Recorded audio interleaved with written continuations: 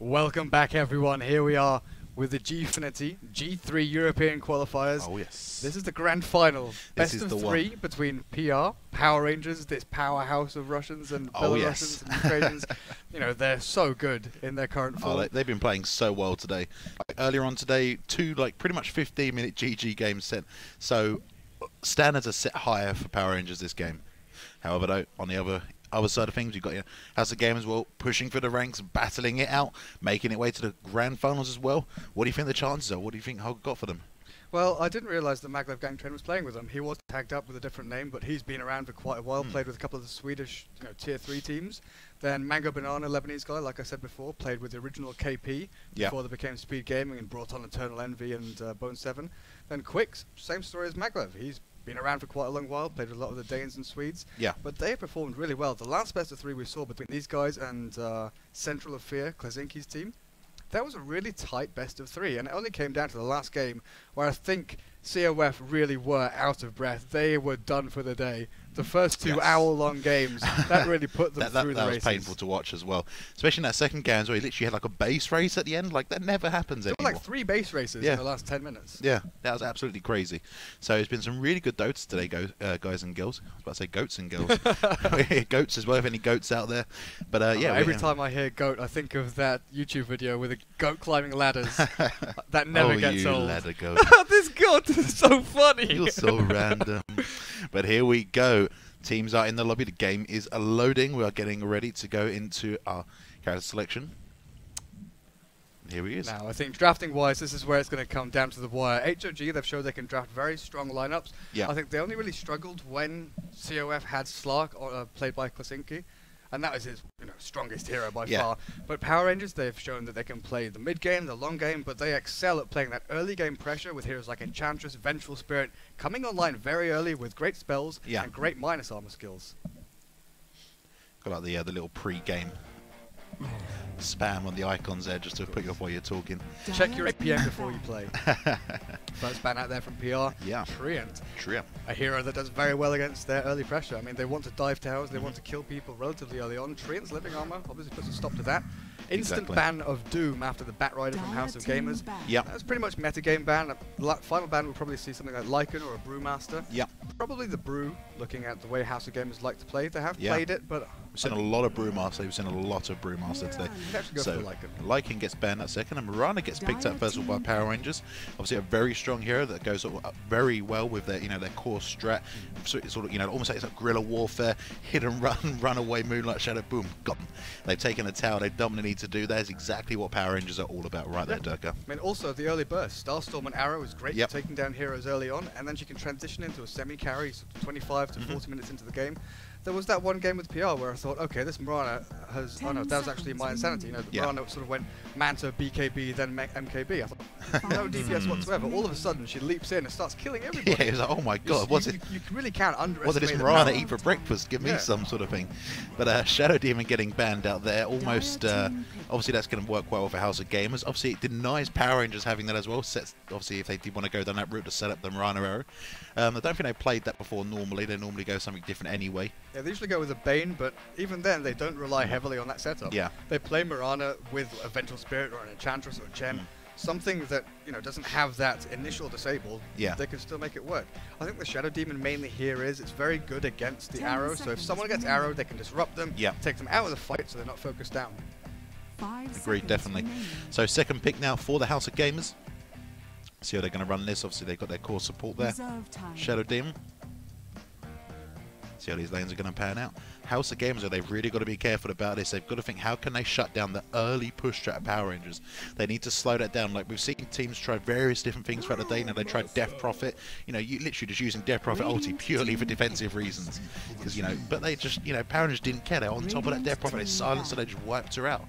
So, House of Gamers are going to pick up that Brewmaster. He's got quite a bit of survivability in these pushes. How do you think it's going to pan out? Well, we saw Brewmaster against PR in those 15-minute stomps, and they played him safe. They played him off lane with a support, and he really needs that level 6 early. So solo mid's probably going to be his choice. Get that ultimate, and then carry a TP. I think that's going to be key. Get an early blink dagger, carry a TP, so you can defend these towers when PR are pushing up hard.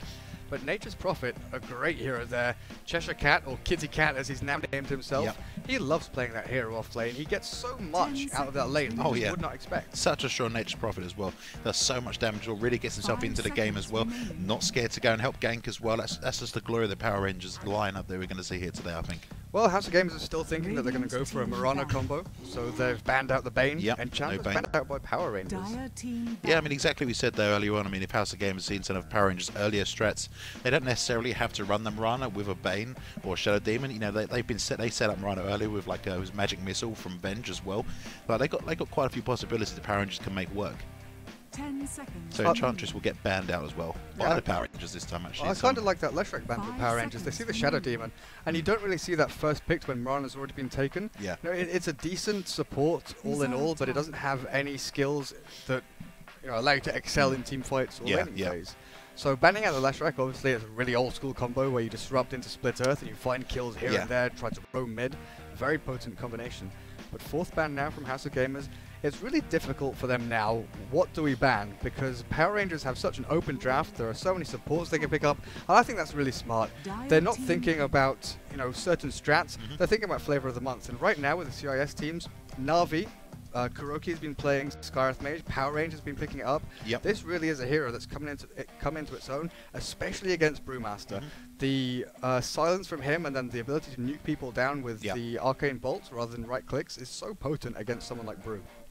Yeah, definitely indeed. And I just want to say, notice at the end, the Skyreth gets banned as well. Do you reckon that's a bit of a respect ban right there? So obviously we've seen Power Rangers do some really good work with Skyreth. Obviously you got the sort of the early on mana pool as well. That was still quite a lot of damage, quite a lot of harass early on in the game as well. Comes online quite quickly in the game. Sand King getting picked up next by the House of Gamers. Very quick pick up there by Power Rangers going Wraith King. What do you reckon? We're going to see this like a utility support, or do you think we're going to see this as a carry? That's most likely going to be a support, and then couple it with a Mirana, then another support. Then you've got Nature's Prophet, who could, they could run this aggressively with a Mirana Wraith King +1. Yeah. Maybe a Lina, something like that, something unusual. It could still be the Venge and stack auras. Then Nature's Prophet gets that solo safe lane, where he's going to get plenty of farm, plenty of experience, but always be able to TP into that tri lane. Yeah, that's the same, as we said earlier about Power Rangers. I like that about the Cheshire Cat or Kitty Cat. The ability to be able to dive into those team fights. So I'm not scared about it at all. Confident in the push, and that's exactly what I'm liking about Power Rangers here today. Fourth pick now coming through for the House of Gamers. Well, they've picked up a Sand King. Can go two ways. You can play him as the laning support, but most likely he'll be safe lane in the jungle, trying to farm the Blink Dagger as quickly as possible. Puck, that's an interesting one because the Brew looks like he's going towards mid, so I'm assuming Puck offlane here, and now they're looking for a final carry to go with the Shadow Demon in the safe lane. Yeah. But it has to be something mobile, because right now Power Rangers have the draft in their hands. They've got lockdown, they've got stun, they've got sustainability, they've got teleportation from Nature's Prophet.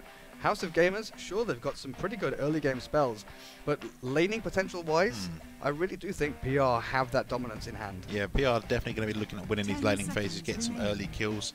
I'm definitely predicting like probably a very early first blood, the first couple of minutes.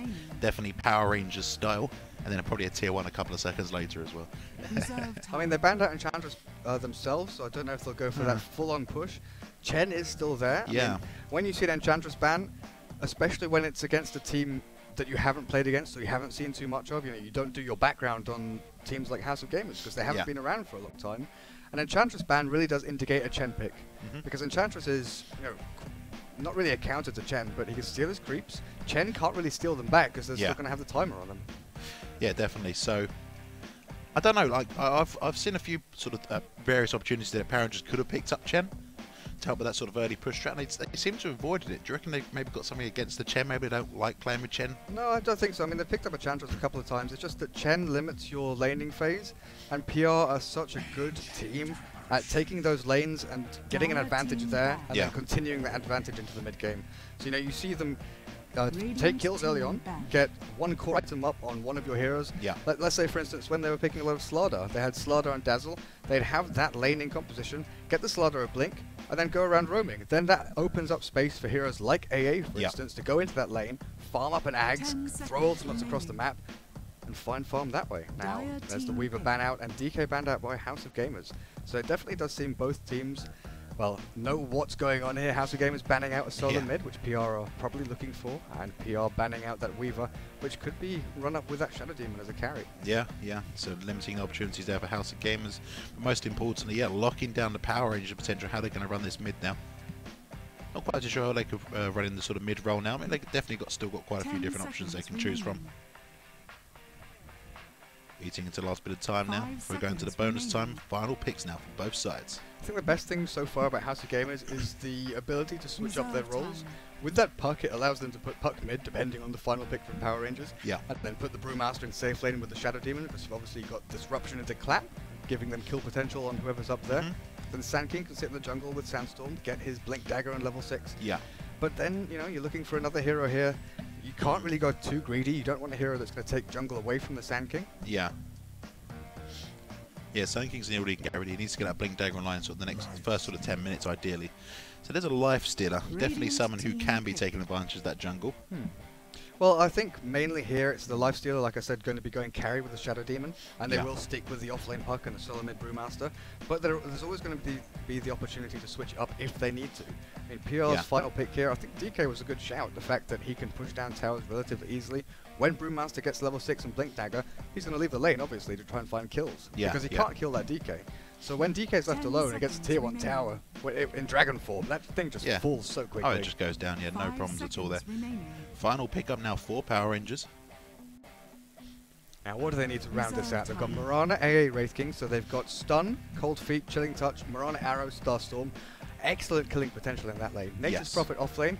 So they're looking for a solo mid that can possibly, you know, get across the map like a Storm Spirit. Yep. Or Something a something bit more mobile, yeah. or something that goes with the aura sort of feel here from Wraith King and take a Shadow Fiend.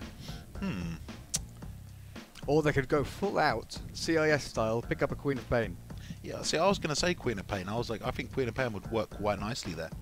The thing is with Queen of Pain, it's really fallen out of fashion. I mean, Scandal has tried to bring it back a couple of times, but it never really works. All the solo mids now either are very tanky, or once they hit 6, they've got great kill potential. Queen of Pain, Yeah. you know, you go Shadow Strike and then you go for the Scream, Yeah. but you've got great rune control. After that, you don't really offer too much. You need Yeah, to yeah. snowball so hard early on, even more than a Storm Spirit, let's say.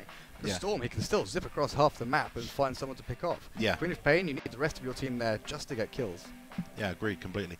But I do decide of the Nyx Assassin, so again, a potential middle there. I can't see now where they're going to lane this, so I think we're going to be seeing Nyx Assassin middle against that puck. Well, we'll have a look at the teams. We'll go over them because, interestingly enough, over on the Radiant side, we see Moon on the Wraith King. So that's going to be roll 1 Wraith King. Then Okay. Iceberg on the Nyx going for the Bottle Rush, so you're right there. Prepare Nyx for solo mid. battle. J4 on that support Mirana. FNG on that AA. Then, of course, Cheshire Cat or Kitty Cat on that Nature's Prophet. Take us through the Dire side. Dire Side looks like they're going to be pushing this top lane quite quickly. You can see Quicks on that Life Stealer.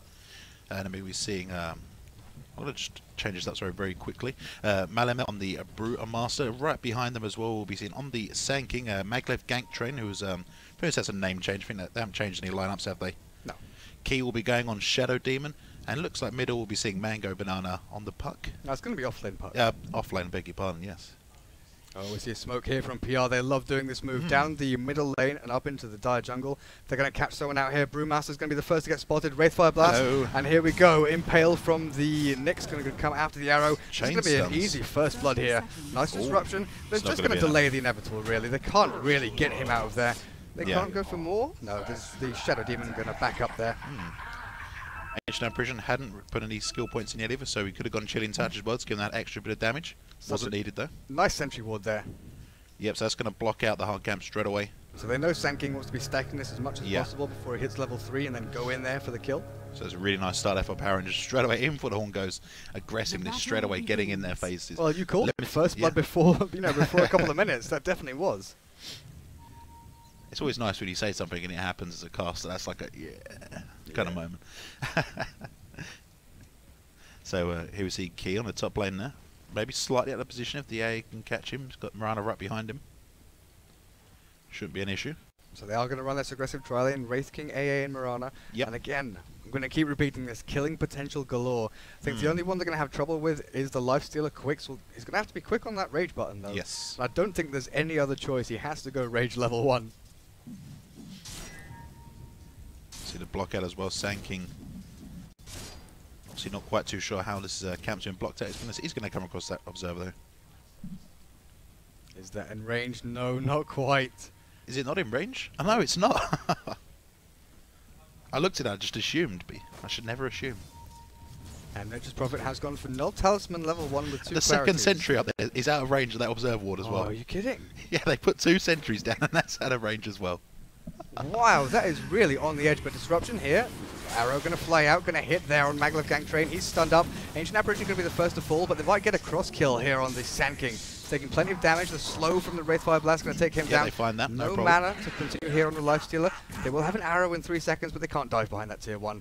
However, Shadow Demon looked like he wanted to go back up that ramp. Definitely not the decision he wants to make. Needs to be careful there. That choke point near the Marana Arrow, nowhere you can go. But look at how that is the closest I have ever seen. Like, Yeah. I've seen wards being out of range before, but that, like, the model is clipping over. Yeah. That's how close it is.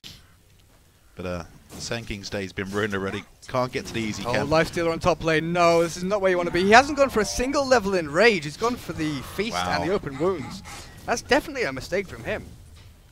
Not a great start here at all for House of Gamers. Power Rangers really sticking it to them straight away. 3 kills for 1.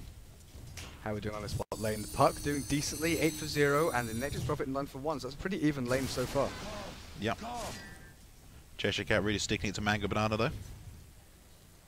Yeah, but I was making that point, well, I was trying to before, you know, all hell breaks loose on top lane. Actually, it might continue. Arrow going to hit the Sand King. Another kill for PR. It's going to be 4 to 1. This defensive Cry lane. He can't do anything. He can't stack, can't pull, can't go aggressive. This Sand King is just lost. Absolutely lost. He's so far behind now. So he's 2.5 minutes in. He's got nothing. 2 deaths, 1 assist. Now, back to Nature's Prophet before anyone else dies. Gone for Null first, so that's going to give him great last hitting potential, but also harass potential on the Puck, and that's why we see Puck burning through so much regen, has 1 salve left. Yeah. And the Nature's Prophet didn't even buy any tangos, he just went for clarity so he can spam out Treants. But I just wonder, we've seen him go Dagon as his first item before on Nature's Prophet, will we see it again? He's up against Shadow Demon, Sand King and Puck, all very squishy heroes he can take down quickly. Definitely a possibility. Alabodo still unable to deward this easy camp. And J4 on the standby on top lane, ready to fire an arrow off. The Nyx is actually outlast hitting the Brewer mid, which is quite surprising. Does have a DD, I guess that helps. So at this point we're going to see a smoke gank coming in though from Key and Maglev. So what have they got? Disruption, level 1 Burrow Strike, but no boots on that Sand King. And look at where Nyx is sitting. Look at a dive on top lane, no Lifestealer's in trouble, catches an arrow, a couple of right clicks, he's going down again, no problem whatsoever there. Meanwhile bottom lane, are they going to make this smoke gank work? No, they've had to back off, more wasted time. Well, that's the thing, with Nyx sitting here, he knows what's going on. He knows that the supports are missing top, he knows that Lifestealer has just died. Oh yeah, so the supports aren't there to save him, so they've got to be somewhere else. They can't really go bot to gang Nature's Prophet because he just TP'd up there. The only logical place that could be is mid. So it's great positioning for him, just standing on this side, so he's always going to spot that movement in. And Sand King without boots, as I was going to say, you know, that Bow Strike level 1 is pretty much useless. Oh yes, and here comes they the can early get into a tier nice 1. early tier 1. It's going to be a 4-minute tier 1, no problems there. A Brewmaster will grab himself an illusion rune, middle. Dire's top tower has fallen. The Nyx assassin just kiting those creeps around. Nature's Prophet, 1200 gold, TP's back down to this bot lane. Still hasn't bought anything up. He might go the safe route and go Midas, because he doesn't really need the face boots with that Null, particularly. What are we seeing here? Quicks relegated to farming the jungle, gone for 1-1-2. Look at this, they're going to take this camp in the jungle as well. If they hadn't ruined Sand King's day enough already, they're just going to start taking his camps as well. I tell you what, this is the definition in the dictionary of a shutdown Sand King. Well, it just shut down the entire team. I think Brewmaster and Puck are the only ones doing decently, but the Brewmaster's 0-1 because of that first blood on him, so his game was down the toilet to begin with. The Puck is probably the last hope of the Dire side, and he's their offlaner. Yeah.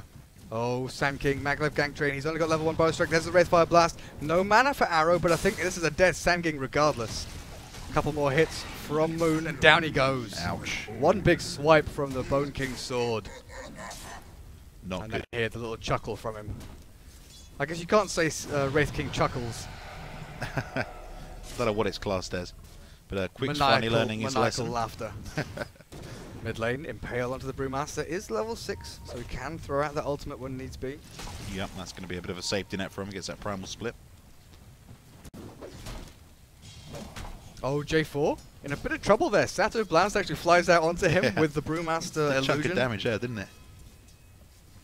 Wasn't expecting that. He does pick up a bottle, so he'll be able to regen through this. Now, Wraith King, do you go for a Midas here and try and sustain through to the mid to late game, or do you go straight for Blink Dagger and go all out aggression? Oh, Puck on this Nature's Prophet. Phase Shift has the Dream Coil, a couple more hits. Nature's Prophet's fine, he's going to TP out here. No problems. Lifestealer sitting a little bit far forward, does have Rage, he's going to be quick on the fingers though. If he gets hit by a lucky arrow from J4, then he could be in a lot of trouble. They might even try and bait out the Rage here. Moon, he's gone for that Midas recipe like I said, so they're going to try and secure a little bit later into the game, then go out full out aggression. Especially since they know they've crippled HOG so heavily in these early phases. Yeah, they're really all over their jungle. They can't use their own jungle. They can't go to the lanes. House of Game is in a really bad way right now. The only person I've seen before getting a little bit of freedom is that Puck. Well, even so, that attempted kill on the Nature's Prophet has actually turned out worse for him because he didn't get that kill. Because Nature's Prophet managed to TP home and has TP'd back to the lane, and now Puck is going up to top lane, it looks like. Attempted kill on the Lifesteal and Wrath of Nature flying out. J4 in a bit of trouble, silenced up, and he should be able to get out there, no problem. No Dream Coil from the Puck. Does have mana for his reincarnation, but Sand King, down you go. Lifestealer was the first to fall, and Brew with no mana for his ultimate. Has 1/1 charge, but it's going to be nowhere near enough. Mango Banana gets disrupted by his teammate, might allow him to survive here. Silence and Orb, but he's still... Oh, he manages to get out! Just about gets into the trees after taking down that Mirana. Brewmaster, Primal Split, here we go. He's finally got the mana. In comes Iceberg, though. He's going to take out that Shadow Demon, no problem. And Brewmaster, he's got to get on the run now. He can't continue here. Moon has reincarnation, so there is no point in continuing on this fight. And away he goes. Blink, though. Nice. Brewmaster gets caught out.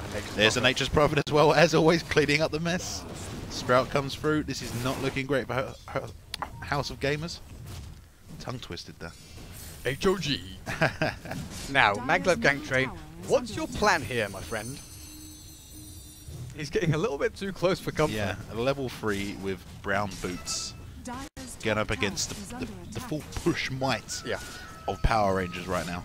Like 8 minutes in as a Sand King safe lane, you really... Oh, Moon's going to drop his ultimate there. I think he kind of wanted that though, that he wasn't too bothered. He was just like, okay, that happened. I'm full HP, full mana now. Let's do this. Radiant's bottom tower is under attack. Sand King on the hunt. Lifestealer has found a bit of space, so heads to bottom lane. Look at this bait from Nyx. Baits out the bow strike, so now he knows that the Sand King has no form of escape. Going to throw out the Impale, catch him as well. Down goes the Sand King. Oh, nice disruption. Just managed to save his life. So Sand King's out. Catches Dream Coil, one. but he's invis the Shadow Poison, just managing to take him out. No ultimate for this Brew, so he's most likely going to go down here. A couple of swings from the Wraith King. Nature's probably going to clean up, but Moon, no reincarnation. He does go down. Brewmaster falls in the back end of play. Open Wound's going to catch Cheshire Cat. That's a nice couple of kills there for HOG. Nyx, Wraith King, and Nature's Prophet not managing to find that AA who TP's to safety. Where was the Mirana during this?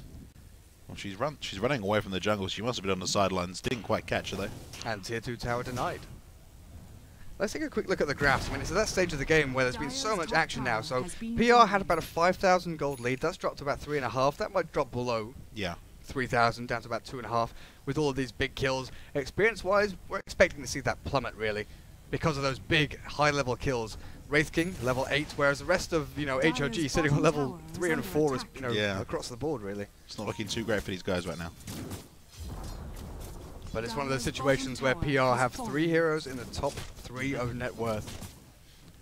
And that tier 1 bottom lane goes down as well. Was that in favour denied? of PR. That was destroyed by the Nature's Yep. Prophet. Now, Nature's Prophet looks like he's going for that Admiral Bulldog build. Go for the treads into Maelstrom. Got 2,100 gold saved up, so he might go straight into that. He could always go back for the Midas. I mean, it's 10 minutes into the game. Usually when, bottom lane, Moon getting caught out by the Dream Coil, does not have reincarnation, tries to throw out a Hellfire Blast, baiting it out, sends it on the Sand King. Now Sand King does have Burrow Strike to try and catch him out, but Ice Blast, AA is level 6, that's just going to miss the Sand King, catches the AA, nice Impale, going to come out here, no, the Nyx doesn't send it, and Wraith King actually goes down before all of that. Yeah. Mango Banana getting spotted out by Ice Vortex, there's no more stuns to catch him out. They're going to continue that push down on bottom lane now. It's a heavy push from PR. Help from those Treants. Quicks going aggressive onto J4, trying to force out the leap. J4 waiting for it, Doesn't necessarily need to. Might be waiting for a TP here from his teammates. Here comes one. It's just the AA though. And now all of a sudden his lifestealer needs to be on the retreat. Bottom lane notice Sand King's in trouble. So much action going on. Vendetta tried to strike out, but no chance. That's a dead Sand King right there. Sand King not even level 5 yet. It's got tranquil boots, but not much more. Oh, top lane. Lifestealer in a lot of trouble here. A couple more hits. One more from Mirana. In fact, down he goes. That Nature's Prophet TP forcing him to double back. Puck actually going for an aggressive play here. Arrow's going to miss. But this Puck doesn't have Blink, doesn't have Orb for another 5 seconds. Can phase shift one of these attacks, but doesn't even bother. He knows that his time is up. So action across the board here from PR. They do look relatively dominant in this game. 4 heroes now up in the top 4 of the net worth. And even that AA, you know, he's sitting pretty himself. Yeah, he's not doing too bad. He's got the brown boots, he's got stuff wizardry, wards up on the map. He's happy. Now, where's the Nature's Prophet? I want to watch him. He's almost got 4,000 gold, Joe. What did he do? 4,000 gold. Yes. Yes, Yeah. Joe. Just yes. Yes. What does he do with it? He keeps it. He just like this is one thing I've always wondered about Dota 2. Like in other games in Warcraft 3, if you had gold saved up, you could like gain interest on it, and that was like a great mechanic in Dota 2 custom maps. I've always wondered how that would work in Dota 2. Like the more gold you save up, the more interest you gain. I don't know. I think I'd be a little bit imbalanced. Puck getting caught out. Ice Blast to seal the deal. Nice little Perfectly pick off. timed. But yeah, the Nature's Prophet, he could buy anything. He could go for the Dagon I mentioned. He likes picking that up. It's a bit of a trolley item here. He could just buy straight up Hex. You know, that could be great against the Brewmaster because they want to stop him getting his ultimate off, which can cause havoc for the rest of their team. He could go for Necro 3 and burn through the mana of a couple of the heroes and help push, but you know, the world is his oyster.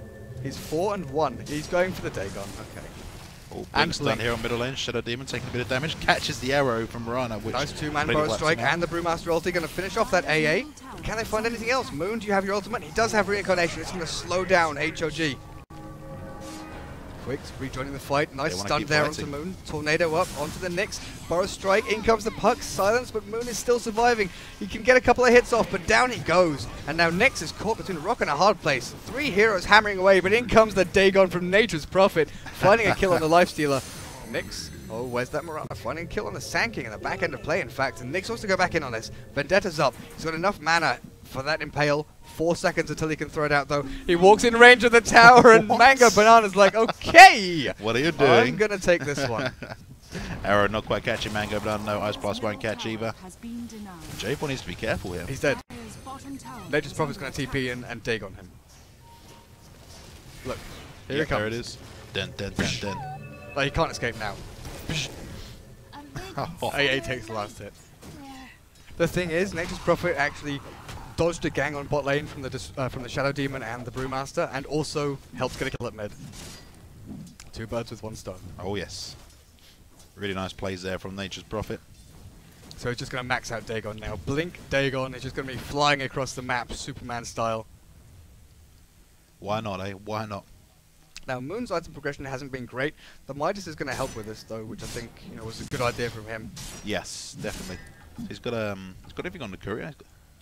No, he just finished Treads. Like, he had Midas and he started a couple of times. Yeah, 3, 3, and 8. Okay, yeah, I guess looking at his farm, yeah. How far away from Blink Dagger on Puck? Still 1,300 gold or so. Brewmaster has his level 2 ultimate. He's just hit level 11, so this might be a good time for HOG to start applying pressure on some of these tier 1s. Actually, let's take a look at the damage on tier 1s. Limited damage top. About 1/3 of the HP taken, and then 2/3 taken down on bots. They've done some damage, but it's that final blow that matters. Disruption. Can they actually find a kill here? The orb not going to be quick enough to get that silence off, but Brewmaster blinks in, gets the clap. He needs more mana for his ultimate. He needs another 15 mana. Oh, he's going to hold on there for just a moment. When that Shadow goes out. J4 hold out. Oh, nice infest. Meanwhile, in the back, Cheshire Cat in a lot of trouble. That's the Demonic Purge and the silence from Puck. Almost killing Cheshire Cat there. Meanwhile, the top end of play though, Nyx is on the prowl as well. Finding Quicks and that Lifestealer. Only a matter of time. Ice Blast. Ouch. Ouch. Doesn't have infest either. Nothing. Really nice combo there between Iceberg. Iceberg and Ice Blast. Yeah.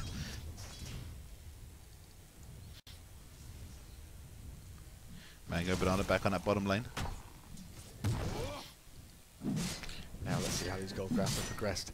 So we see a little dip there where HOG, you know, feel they can get back into this. Yep. PR throwaway, a couple of kills here and there. But from there, it's pretty much smooth sailing. A few kills here and there don't really matter for PR when they're constantly getting map control. They're Yep. constantly killing core heroes and only really losing support. And we see Rod of Atos from the Ancient Apparition saying, you know, Aghanim's thing of the past. I'm going to go Yeah. for this item. Let's take a quick look at the XP. Not such a big difference, 5,000, but, you know, that big dip in the middle of the game. Yep. Looked like it could be great for HOG, but slowly but surely this game is slipping out their hands, and finally Blink Dagger picked up by the Wraith King.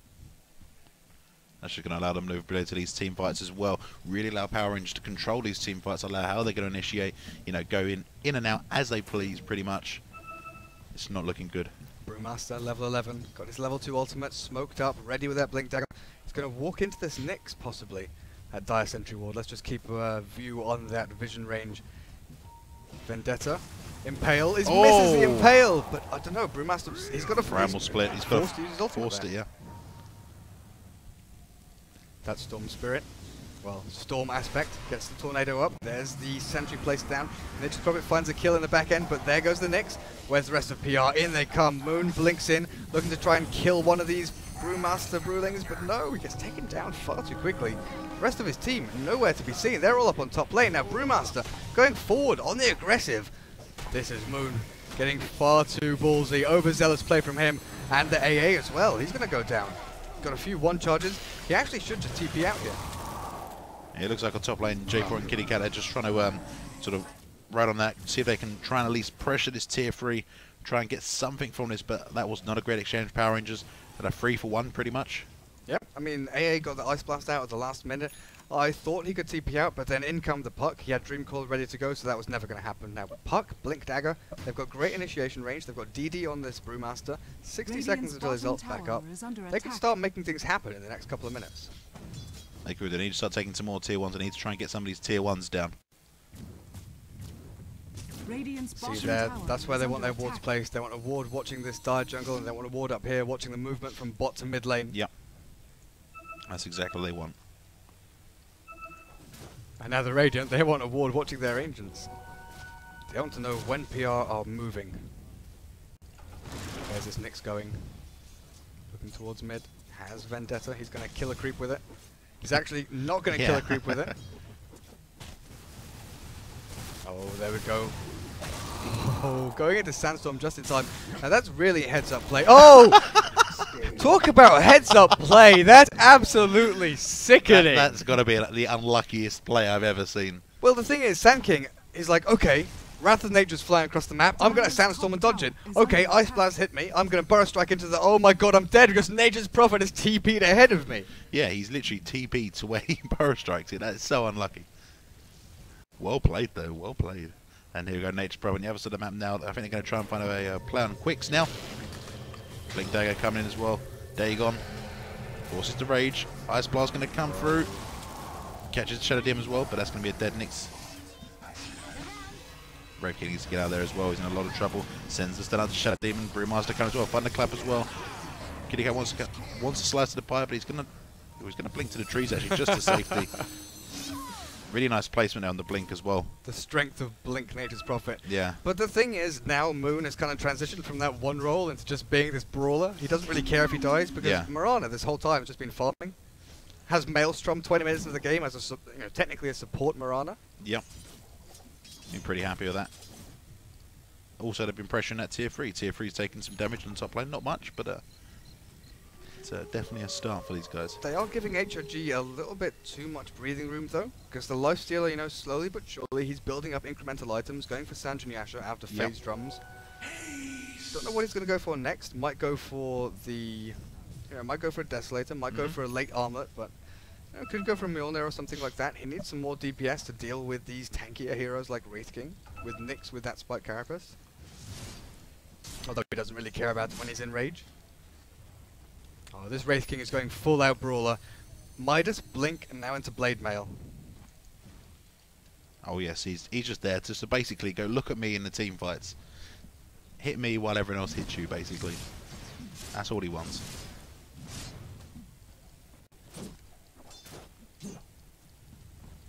What's this Nature's Prophet doing up here on the top lane? Waiting. Waiting. And look, he's got an Observer Ward here. So he's literally sitting behind the Observer Ward, which is giving him all the vision in the world. And he goes back to farming. But yeah, I do agree though, what you said earlier. The pace of this game has really slowed down all of a sudden.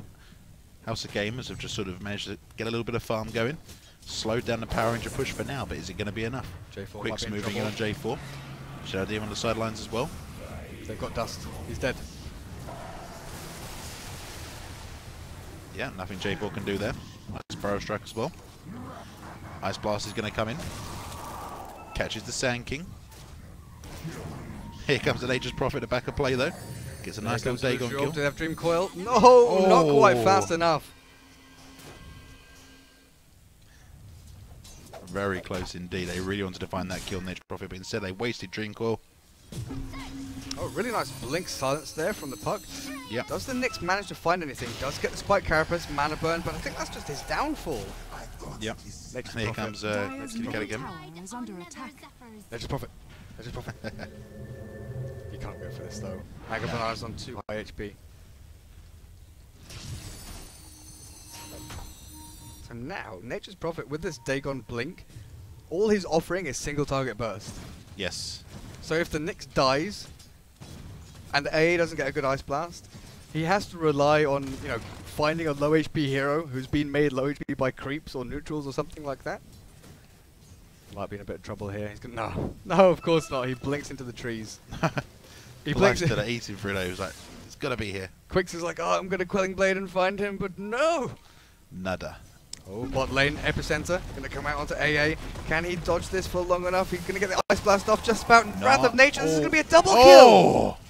Big combo there! Nice. AA getting ganged, but finding a double kill pretty much. He's gonna be happy with that. You go, I'll take that. F&G's happy with that. But this is the thing, that global presence, Nature's Prophet just throwing out that Wrath of Nature, able to be there whenever his teammates need him. J4 in trouble once again in Dire Jungle. Brave King on the sidelines as well, but J4 gets wiped out pretty quickly. Brave King's gonna get out of there. I'm not sure, it's little movements like this that make you wonder, do PR have it in them to continue through this game?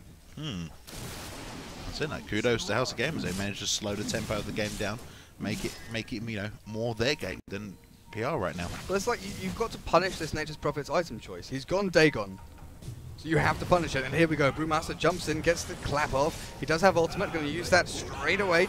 Going to try and stun up Moon. Does have reincarnation though. Ice Blast going to hit 3. That's Shadow Demon and Sand King in an awful lot of trouble if they get caught out by any more spells. Here comes the Dagon. Ouch. Here comes Nyx. Impale onto the Sand King. Down he goes. So that's 2 for nothing so far. Only the Mirana fell earlier on. Now Moon with that Blade Mail trying to sustain through as much damage as he can. In comes the Brewmaster with one more clap. But again, they're losing far too many for what they're taking. Nature's Wrath finding so many kills. A double kill there for Nature's Prophet. But down he goes. Yeah, down he goes. There's a 3-for-2 exchange there. Mega Banana and Quick's gonna get the heck out of there. Ice Blast flying across. They're going to find Mega Banana. Oh, nice dodge. And phase shift as well. Now this Mirana definitely transitioning into some form of carry. Maelstrom, 800 Dyer's gold. middle tower is under attack. Forces the Glyph on the tier 2. Looks like they want to try and keep hold of it. Don't know if they can or not. Shadow Poison coming out. And look at how TV's coming poor on the the supports on the Dire are.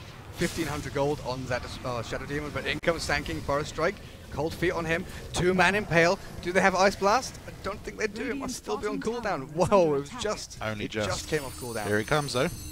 Is he going to catch? Doesn't quite catch Quicks. One.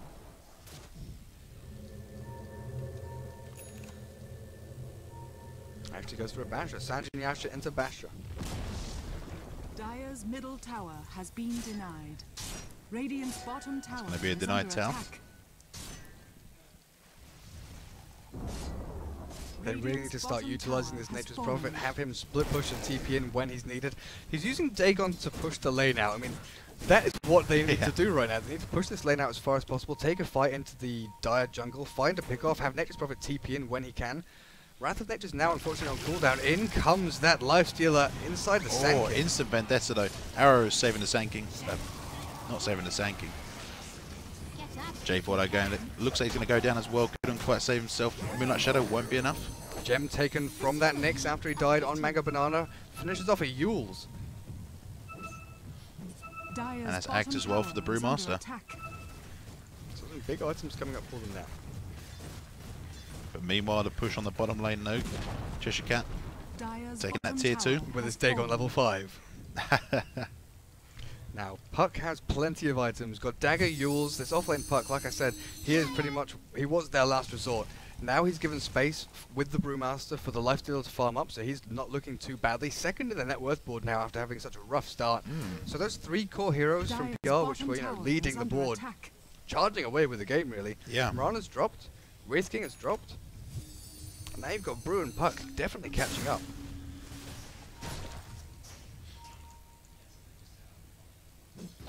Brewmaster. Thought he was going to catch an Ice Blast there, but it's going to go to bottom lane, so he can land that Puck instead.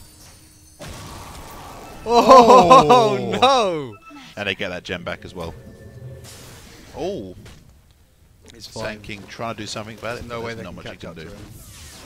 I mean, Shadow Demon wasn't far away with the Yeah, if disruption. he was a little but bit still, further, then a the bit range closer. on that is pretty limited. Yeah. Really nice play though there. Getting that gem back straight away. Now they can take control of the Dire jungle. They can continue pushing. Nature's Prophet. Where are you going to TP to though? He's going he is going Dagon, E-Blade, Dagger.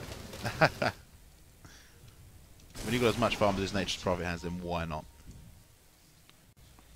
11 kills, 3 deaths, 10 assists. This is like supreme pub build. Yeah.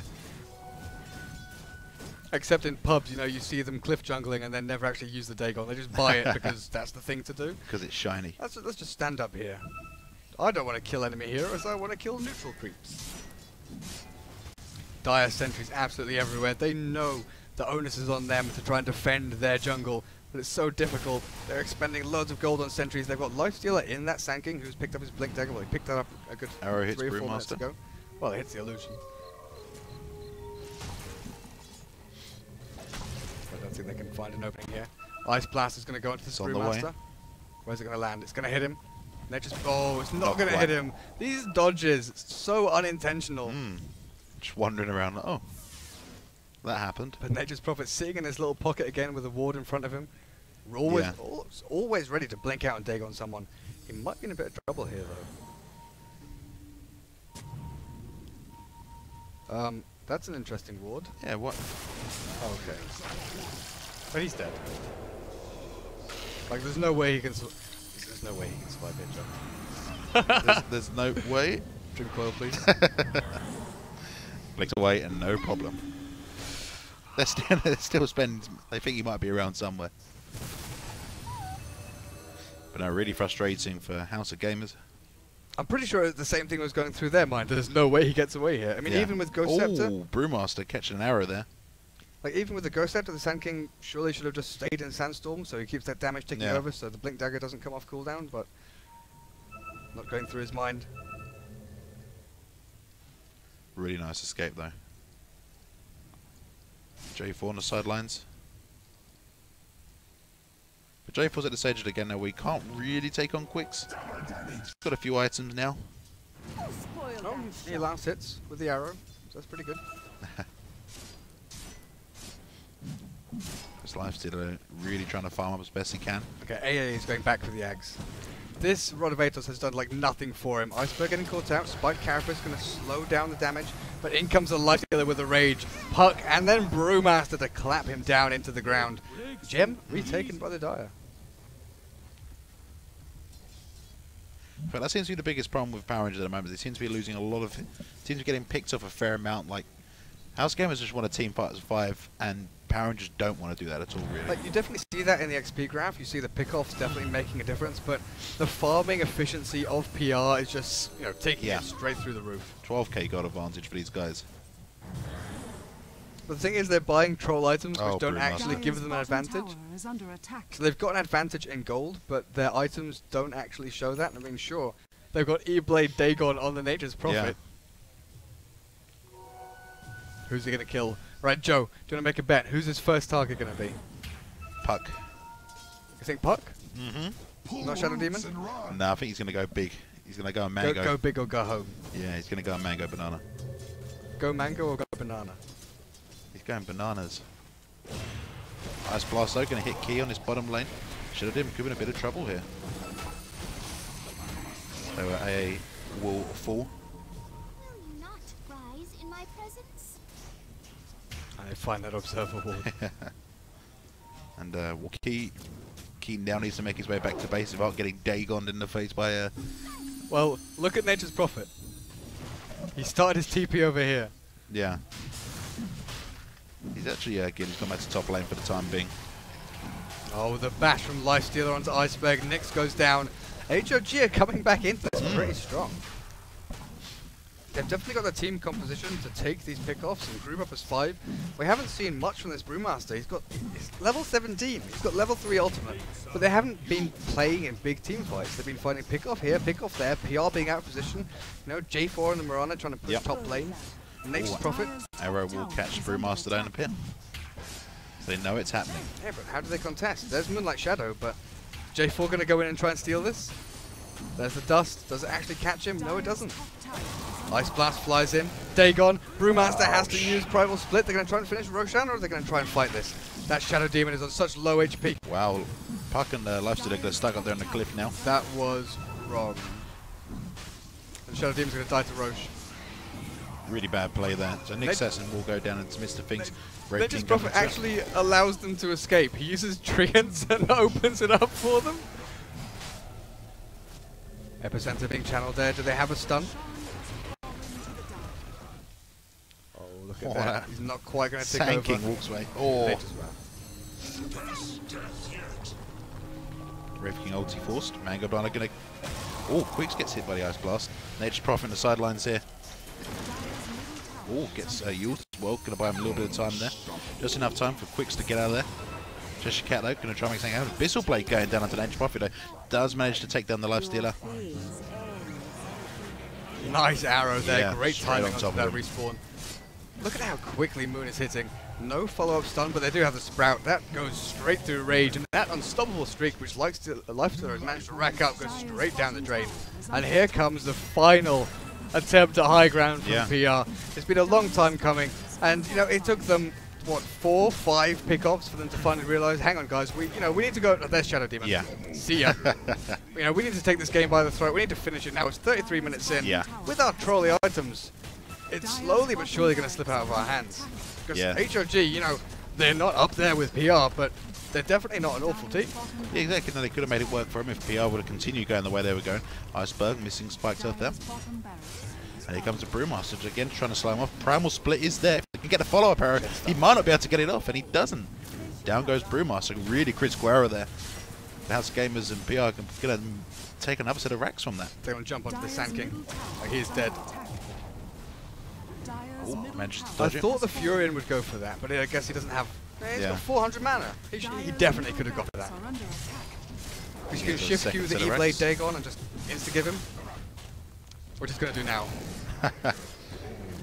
Now he does it. So I think this is pretty much the end of the road for HOG. Game 1 of this best of 3. It looks like PR have taken it. Yeah, down goes Shadow Demon. Puck trying to make the best of a bad situation.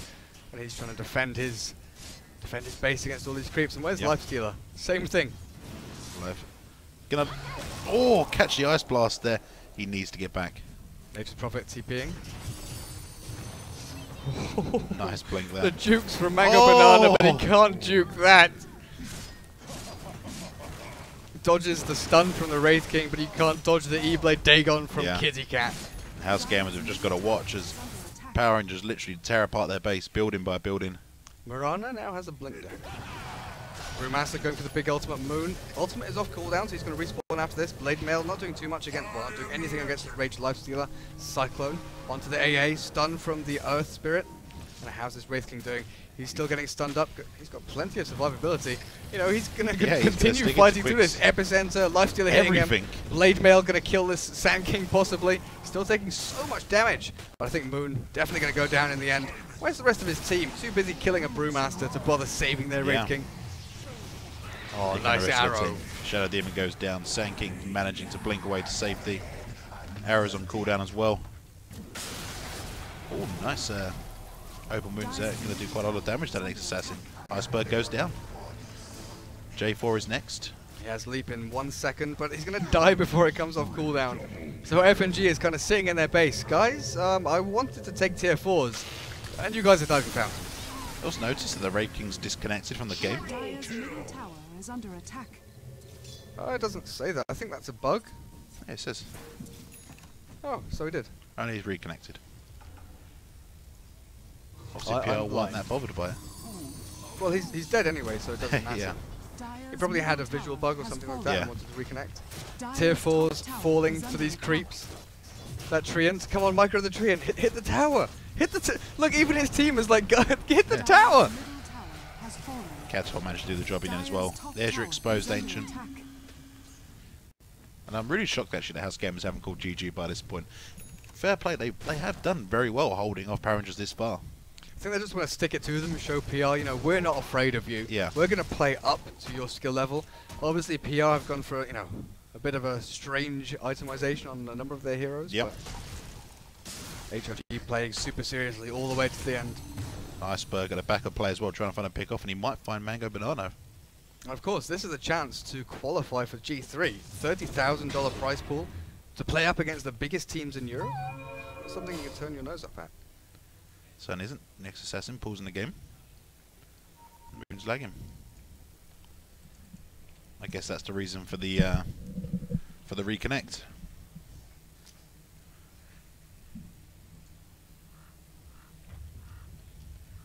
It's a very interesting plays though here today. Hopefully, well, it'll be interesting to see if House of Games can bring it back in the second game. You know, I'm not calling a game before it's been called, but I'm calling it.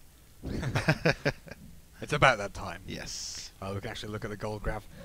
Look at that. Like, that's massive. You can see PR sort of, you know, strolling along, losing a few kills here and there, and then click. They switch it on. It's like, guys, it's time to end the game. All of a sudden, a massive burst. They double their gold advantage in the space of like 3 minutes or something like that.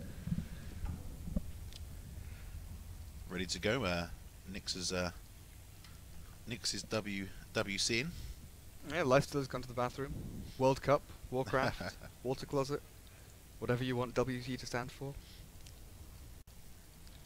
And there they go. They are ready. Or maybe not. Or maybe not.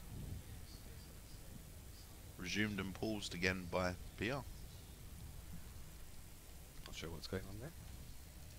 So Moon, I was saying his itemization was a little bit slow. You know, he went Midas, Treads, Blink Dagger, then Blade Mail a little bit slowly, then all of a sudden BKB AC. Sorry, Brew muted. Okay. Never mind. Okay, so bottom lane they will find the kill on the next assassin after that cheeky attempt on Mango Banana there.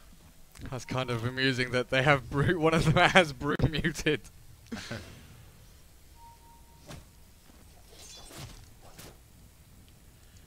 Quixo continuing to farm up. His spirits haven't been doused yet. We still haven't seen too much from this Brewmaster. I mean, oh, J4 getting caught out here. The bash, the Abyssal Blade, mega kill once again for the Lifestealer. So he had that dominating streak, and now he's managed to get all the way back up to mega kill. Maglev Gang Train looking for an opening on Moon. Moon's just going to back right off though, no problem. Treasure Cat's like, I'm happy farming creeps. Yeah. I've farmed enough heroes this game. I will PvE. No problem.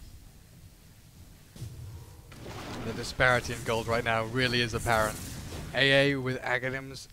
But it makes you wonder what's happened when your net worth is like 20 highest for that Nature's Prophet. Like, he's really dominated this game. Well, I say dominated, he's had some really nice plays. But we are going to see a smoke gank attempted here. We've got the Lifesteal infested in Mango Banana. Looking to find that pick off. And Dire's they're not going to find is it. under attack. Tyre's agent is under attack from creeps. Cheshire Cat just looking to apply that pressure onto the top lane. I mean, yeah, the Nature's Prophet plus Wraith King is sort of 5k gold short of being the entire sum of HOG's net worth. When you've got 2,100 gold on your Shadow Demon running around with Brace of Tranquil Boots 40 minutes into the game, and the enemy's like Dagon, Ethereal Blade, Aghanims, Blink Daggers, everyone's buying Blinks. Actually, Moon copying a little bit of damage there from Mango Banana jumping in, but here he comes. Wraithfire Blast onto the Lifestealer, interestingly enough, who just dodges that with Rage quite nicely.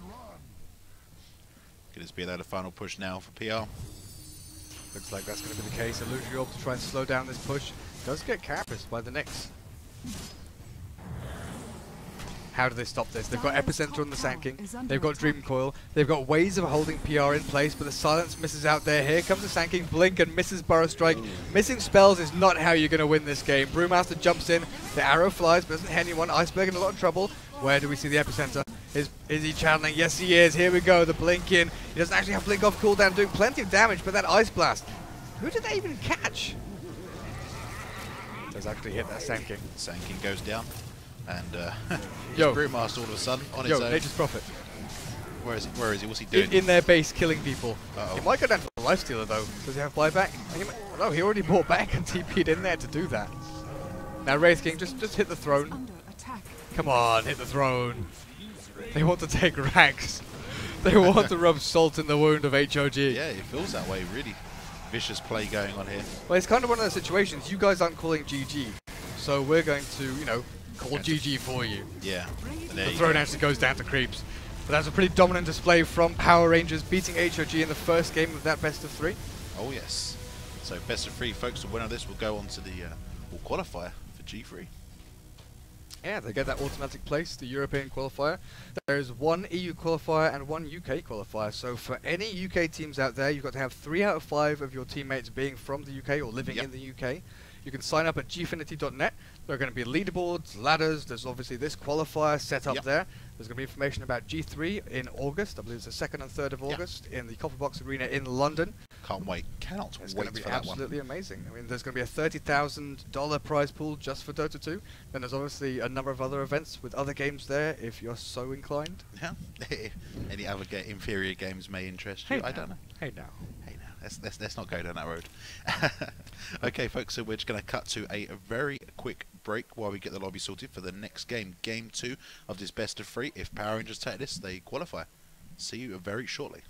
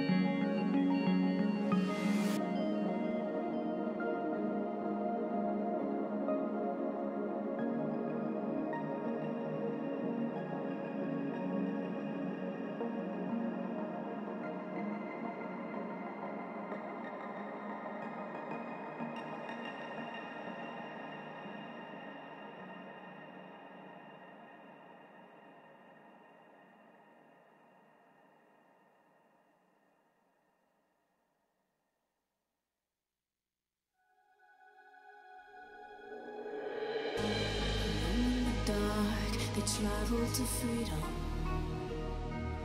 broken and worn, but they will keep on in the moonlight, the moonlight. The pressure is on, the cold of the season makes it hard to feel, but they persevere for the end game, the end game. I can only wish that one day we'll find the one to keep. The journey is an endless one to the same love, the same love.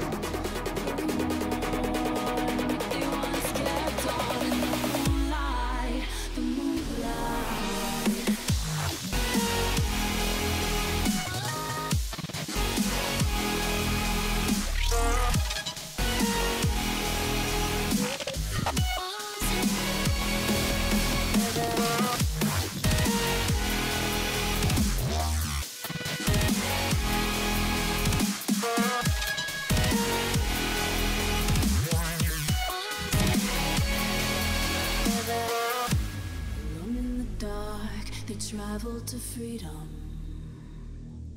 Broken and worn, but they once kept on in the moonlight, the moonlight. I can only wish that one day we'll find the one to keep. The journey is an endless one, to the same love, the same love.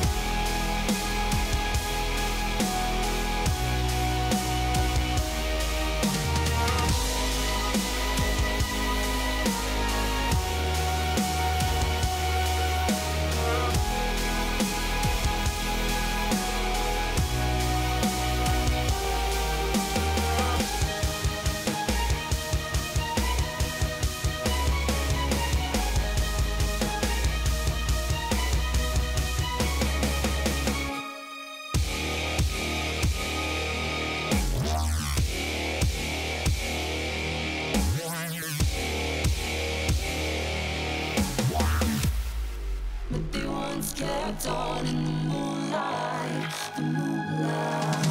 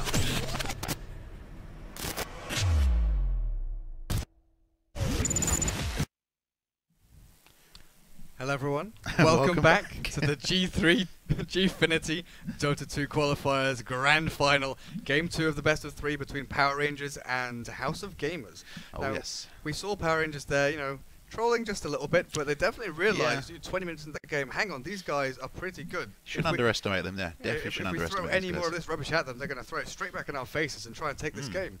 So we're just waiting for the teams to choose first pick and side, and then we should be underway.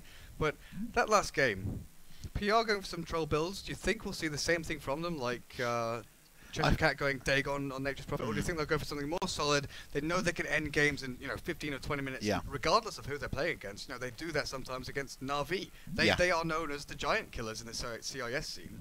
Yeah, exactly. Like I think the biggest issue with Power Rangers, they kind of underestimated House of Gamers. That was like the biggest downfall. And you know, when you start going like Dagon E-Blade as well, like you kind of like feel, well, hang on, like you want to take these guys seriously. And I think like towards the end of that game, like kudos to HOG, you know, they stuck it out right to the end. They didn't call GG until that ancient literally felt it was torn apart. Yeah. So, you know, that speaks volumes in itself. So I'm hoping personally to see PR showing a little bit more respect for House Games this game, and hopefully you'll see. Well, it's two spectrums to the scale really. Because I'm about to say, I hope PR show a bit more respect and just put the game to bed really quickly. But I don't mean it to come across like that. But do you get where I'm coming from? Yeah, I mean, that's what I mean. You know, they've got the strength and potential, especially in the drafting phase, to outdraft HOG. But play-wise, I think that HOG are, a very strong side. Their 3 cores especially definitely hold them in the game. Mango Banana on their off lane is, he's stellar. Yeah, he's probably their star Mango player. Banana play really well. He makes gold appear from nowhere for these off-lane heroes. He's having a rough time. He's like Puck with like 500 gold and treads and bottle. A minute later, he's got Blink Dagger and he's running across the map, creating kills, openings here and there. I think Maglev Gangtrain and Key on those 2 supports were a little bit of a letdown, but that was mainly because PR were up in their face from the get-go, blocking camps. Sandking couldn't jungle. The Shadow Demon had no chance but to try and save his teammates with disruptions constantly, and that put him in a worse situation than he should have been. But we'll definitely see how this draft gets underway in a couple of moments as we load into the game. Oh, I yes. think PR, you know, they banned out things like Enchantress and stuff like that in the first game. Maybe they'll go for a couple of those picks rather than banning them out this time. Yeah, a bit more of a solid build this time. Be interested exactly how PR are going to do this now. But once again, I'll see how, you know, how's the gamers are they going to respond to this. Who are they going to ban out this time? We've definitely seen that Mango Banana with these playmaking offlaners. He didn't do too well as a centaur earlier on in the qualifiers. He, you know, was forced to go BKB and didn't do excellently. But when he's on heroes like Batrider, when he was up against COF, Klasinki's team, that was pretty amazing. This puck game just now, he made things happen out of nowhere. Yeah, of Quips course. on that lifestealer, really rough start, farmed up, got a load of items, same kind of story. But I think Malum, you know, he's shown a lot more skill in previous games than they did with this Brewmaster. But again, same thing. PR put so much pressure on them early. Brewmaster never found the opportunities to take team fights, blink in and find openings. Yeah, he was always on the defensive. The ultimate's always been used defensively to stop himself from dying, not necessarily to sort of initiate into team fights, you know, make big plays happen. I think we've got a server problem, and interestingly, loading, ready, loading, ready, loading, ready, loading, ready, loading, ready. So, I don't know. I suppose another one has loaded. So he broke the pattern. I guess the spectators can't see this on the stream, but the pattern was broken. My OCD is kicking in, Joe. At least we get this nice cinematic, but I think we're going to drop back to lobby because these guys aren't loading in. Something strange. Yeah, something's not going right. Hey, look, I can signal too. Oh yeah. Oh, we're even zooming in on the little blue birdies. I saw on Reddit someone asking for new texture models for these, and I really do agree now. When it zooms in so far and everything else is looking pretty HD, those birds look out of place. Okay, so we've gone back to the lobby. Make sure cheats are off, no cheats. No cheats this time. Luxembourg server location. So I don't know what happened there.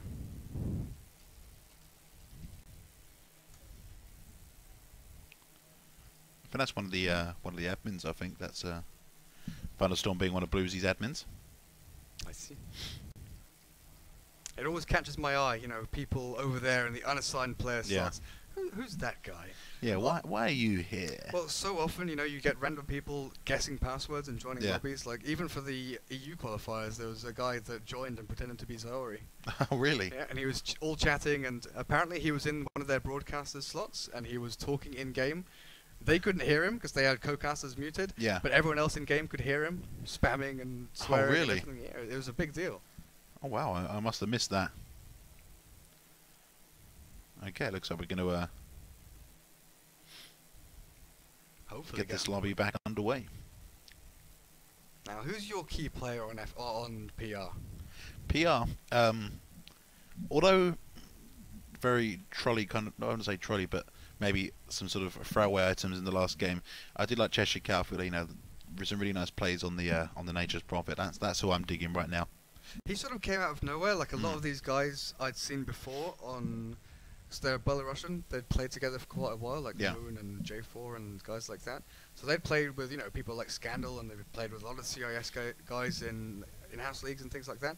Cheshire Cat, I'd never seen his name, and all of a sudden, bang, he's on the scene, kind of like one of the, one of these new kids on the block. He gets discovered, and he can perform so well in these high-performance situations. No, he done really well. Very quick ban up there straight away. Though, looks like the team names have bugged out. Oh well. Oh well. So PR banning out Doom straight away. Just blame Valve. Yeah, they ban out Nature's Prophet. No NP. Yeah, I was going to say, I'm not surprised that they ban out Nature's Prophet first. Batrider and Nature's Prophet getting banned out very quickly. Again, first pick Mirana though. I wonder, again with PR, they're so good at switching up their roles, having J4 being able to take the support Mirana, or Moon going for that in the carry role. Yeah, I don't really believe that having no Nature's Prophet is going to be a massive issue for PR. They definitely have alternative routes that they can go down. Really quite unusual that HOG prioritised Shadow Demon as a first pick so heavily. I mean, every game we've seen them, Shadow Demon straight off the bat. I wonder if it's because Key loves that hero, and that's one of the few, you obviously get some players that have very limited hero pools, and they can play those heroes very well, and they don't really want to, branch out and underperform. So it might be a scenario like that, or they might just prioritize. They might just love the way his spells can be used in different ways. You know, it can be used Yeah, aggressively, I mean, I didn't see defensively. anything too massive from the Shadow Demon in the last game, though. That was, but hopefully they can make something happen. And our second pick, they took Brewmaster in this scenario last game. Yes. Are we going to see identical drafts apart from the Nature's Prophet from both teams? Yeah. It'd be nice to see a game without a Brewmaster, Well, but not today. definitely not happening. Looks like they're going for a similar idea here. Yeah. Obviously, this is a game 2 of this best of 3. If PR wins, they're through. They qualify for G3. They're going to go for Tidehunters. They're going to go for some big, meaty heroes. And Kraken Shell as well. It's going to be hard to stop that when he gets a few points in the Kraken Shell. Anchor Smash as well. It's not going to be one you want to look past. Luna getting banned out by Power Rangers. And it's so difficult in the drafting phase nowadays to try and estimate where people are going to go with the draft, simply because the majority of core heroes now can play in a multitude of roles. Yeah. Brewmaster's probably the biggest one here. We've seen CIS teams run him support. We've seen him run off lane, solo safe lane, in an aggressive tri lane. We've seen him run solo mid the majority of the time. But he definitely can be thrown in any of these. Same story for Tidehunter, really. The only place he doesn't usually go is that safe lane carry. He doesn't like to be supported. He likes to be on his own. Yeah, yeah. He's like, no, I got this, guys. I got this. PR banning out the Sand King this time round, so they obviously don't want to go up against that again. But on the other end of the spectrum, you've got our gamers. They're banning out the Ancient Apparition. They don't want to go against that, who did some really nice plays last game. Bane getting banned out as well, really sort of narrowing out the supports which PR use. I think Bane is, he's good with Mirana with a Nightmare Arrow, but it's mainly against the Brewmaster. That Fiend's Grip can lock him in place, drain his mana, but most importantly, can't use his ultimate during it. Oh yes, that's going to be the big thing. So keeping Brewmaster in this, that's like #1 priority.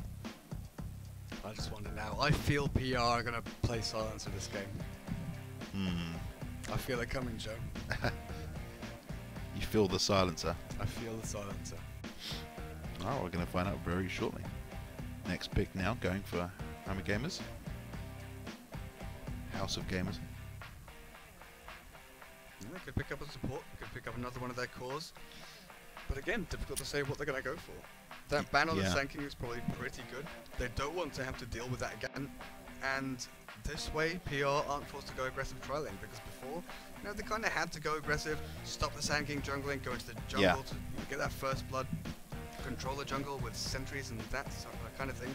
Now that Disruptor pick, it's one of two, it's two things really. One, it's a block pick against PR, because Disruptor is a great hero against Brew and usually picked up by CIS teams.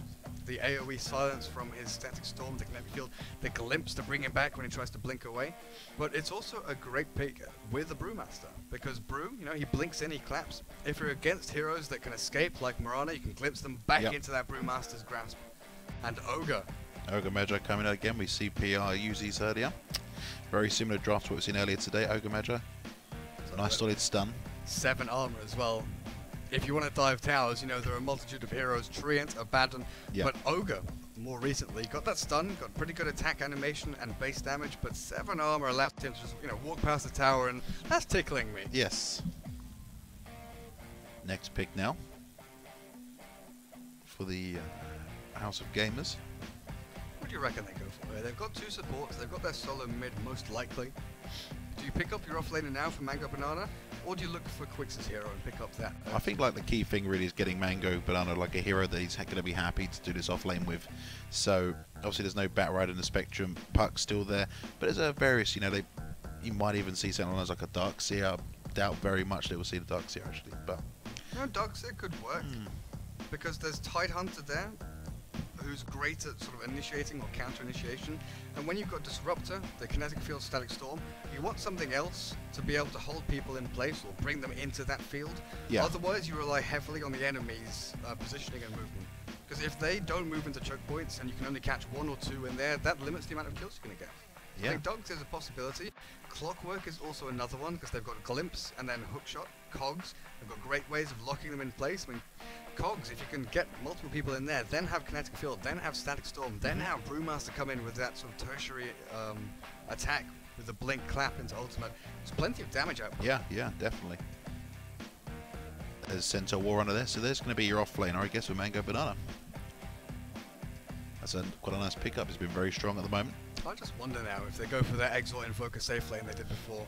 So we haven't seen that the past couple of games, but Yeah. we did see HOG go for safe lane Invoker played by Quicks, and he went absolutely ham. You know, he went Treads, he went Midas first, he bought Tangos, Midas by 5 minutes, Treads, Necro 3, took Roshan at about 9 or 11 minutes in. Yeah. Then he bought BKB, AC, Butterfly, Satanic, and he was just hitting like a truck, absolutely wrecking people's faces. And when you couple Sunstrike up with Disruption, Shadow Demon, Yeah. Centaur, Double Edge, Soul Catcher, Stomp, So a lot Glimpse, of burst damage to there's come through all at lots once, of- yeah. Definitely. So, in retaliation to that, Power Ranger's going to grab Puck. It's a very sort of mobile hero that definitely can help with a sort of very aggressive, pushy lineup. So it makes me wonder exactly if, for their final pick, Power Ranger's going to get like a Chen or an Enchantress again, just something just to bolster up these early pushes. I think they need something more heavy hitting. Like, they've got the Mirana there, but, you know, that's not really a massive carry. Yeah. But Power Rangers had a similar draft up earlier, actually, and they actually picked, ended up, I know they won't do this turn now because they got the Puck, but they actually ended up picking a Pugna, didn't they? Yeah. Now it's to go up against an Invoker. Well, that's really not a favourable matchup for the Invoker. No. He does get crushed by that Pugna 1v1. Fifth and final pick here from HOG. Looking for our Quicks' hero. Like I said, Invoker is still out there. Could be that. They're Yep. possibly thinking of it. What else could you really go for here? You don't want something that takes too long to get online because you know of PR's aggression. You know they're going to be looking to dive towers Yeah. and shut down your farm. You need something that can possibly stay on lane and do well, or, second point, flash farm really quickly, which Shadow Fiend Yeah, definitely Shadow can do. Fiend can indeed, yes. So how PR are going to feel about that? Going into their fifth and final pick. Got plenty of time to think about it. What do you think of that Shadow Fiend going up against in that Puck middle? It's not going to be SF mid, it's going to be SF safe lane. Like Oh, of course, yeah, and Brewmaster 90% middle, yeah. sure. Final pick now. I don't know, yeah, I think I agree with you though, like PR needs to sort of give something a bit of oomph to it, a bit of boom. Again, Wraith King like they had it in the previous game wouldn't be a bad shout. You get a Blink Dagger on him, get him a bit mobile, moving around with the rest of the team. There they go, have Necro. What do you make of that? Good against Brewmaster, good against Centaur. They've got the initial burst, and what I was worried about is after that burst they had very little.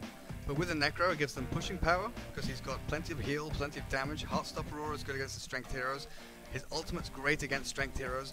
And if he goes that mech early, you know, he's going to be able to take towers, he's going to be able to take kills. But most importantly of all, he is able to sustain on lanes. Oh, what are we seeing here? Cheshire Cat going for a sneaky move up on top lane. He has been given an observer ward. TP's up there. Get this ward placed as quickly as possible and has a quelling blade. Yeah. So his plan is going to be hide away in the jungle somewhere. My question though is where? Like this quelling blade is going to kill one of these trees and yeah, place the ward there. A similar placement to where they had it before. I think it's a little bit further to the left than they had it in the last game though, where they couldn't find it. The thing is with this, it's so hard to de-ward because you know you're going to be placing sentries here or here Yeah. somewhere, and that's sort of in this area where you can catch it with a sentry across to the left. But how do you actually get to it? You've got to Yeah. send your support in here and eat a tango, and then possibly try and find it here or eat a tango here. Yeah. And the change has already happened where you can no longer see trees destroyed in fog. Yes, that definitely works in their favour in this instance. They've switched roles, Joe. So Malum is going to be up in this top lane, Brewmaster in a tri-lane, Disruptor and Shadow Demon supporting him. Okay. So I was wrong. My 90% was wrong. They put the Shadow Fiend solo mid, Wraith Band and pull 2 tangos, but played by Mango Banana. Yeah, and then you're going to be seeing Quicks on the Centaur. Yeah. See, this is why, like, the reason I said 90% sure was because we were looking for a Quicks hero. Yeah. So I assumed that, they'd have Quicks on the safe lane, farming with that Shadow Fiend, then they'd have Mango Banana off lane.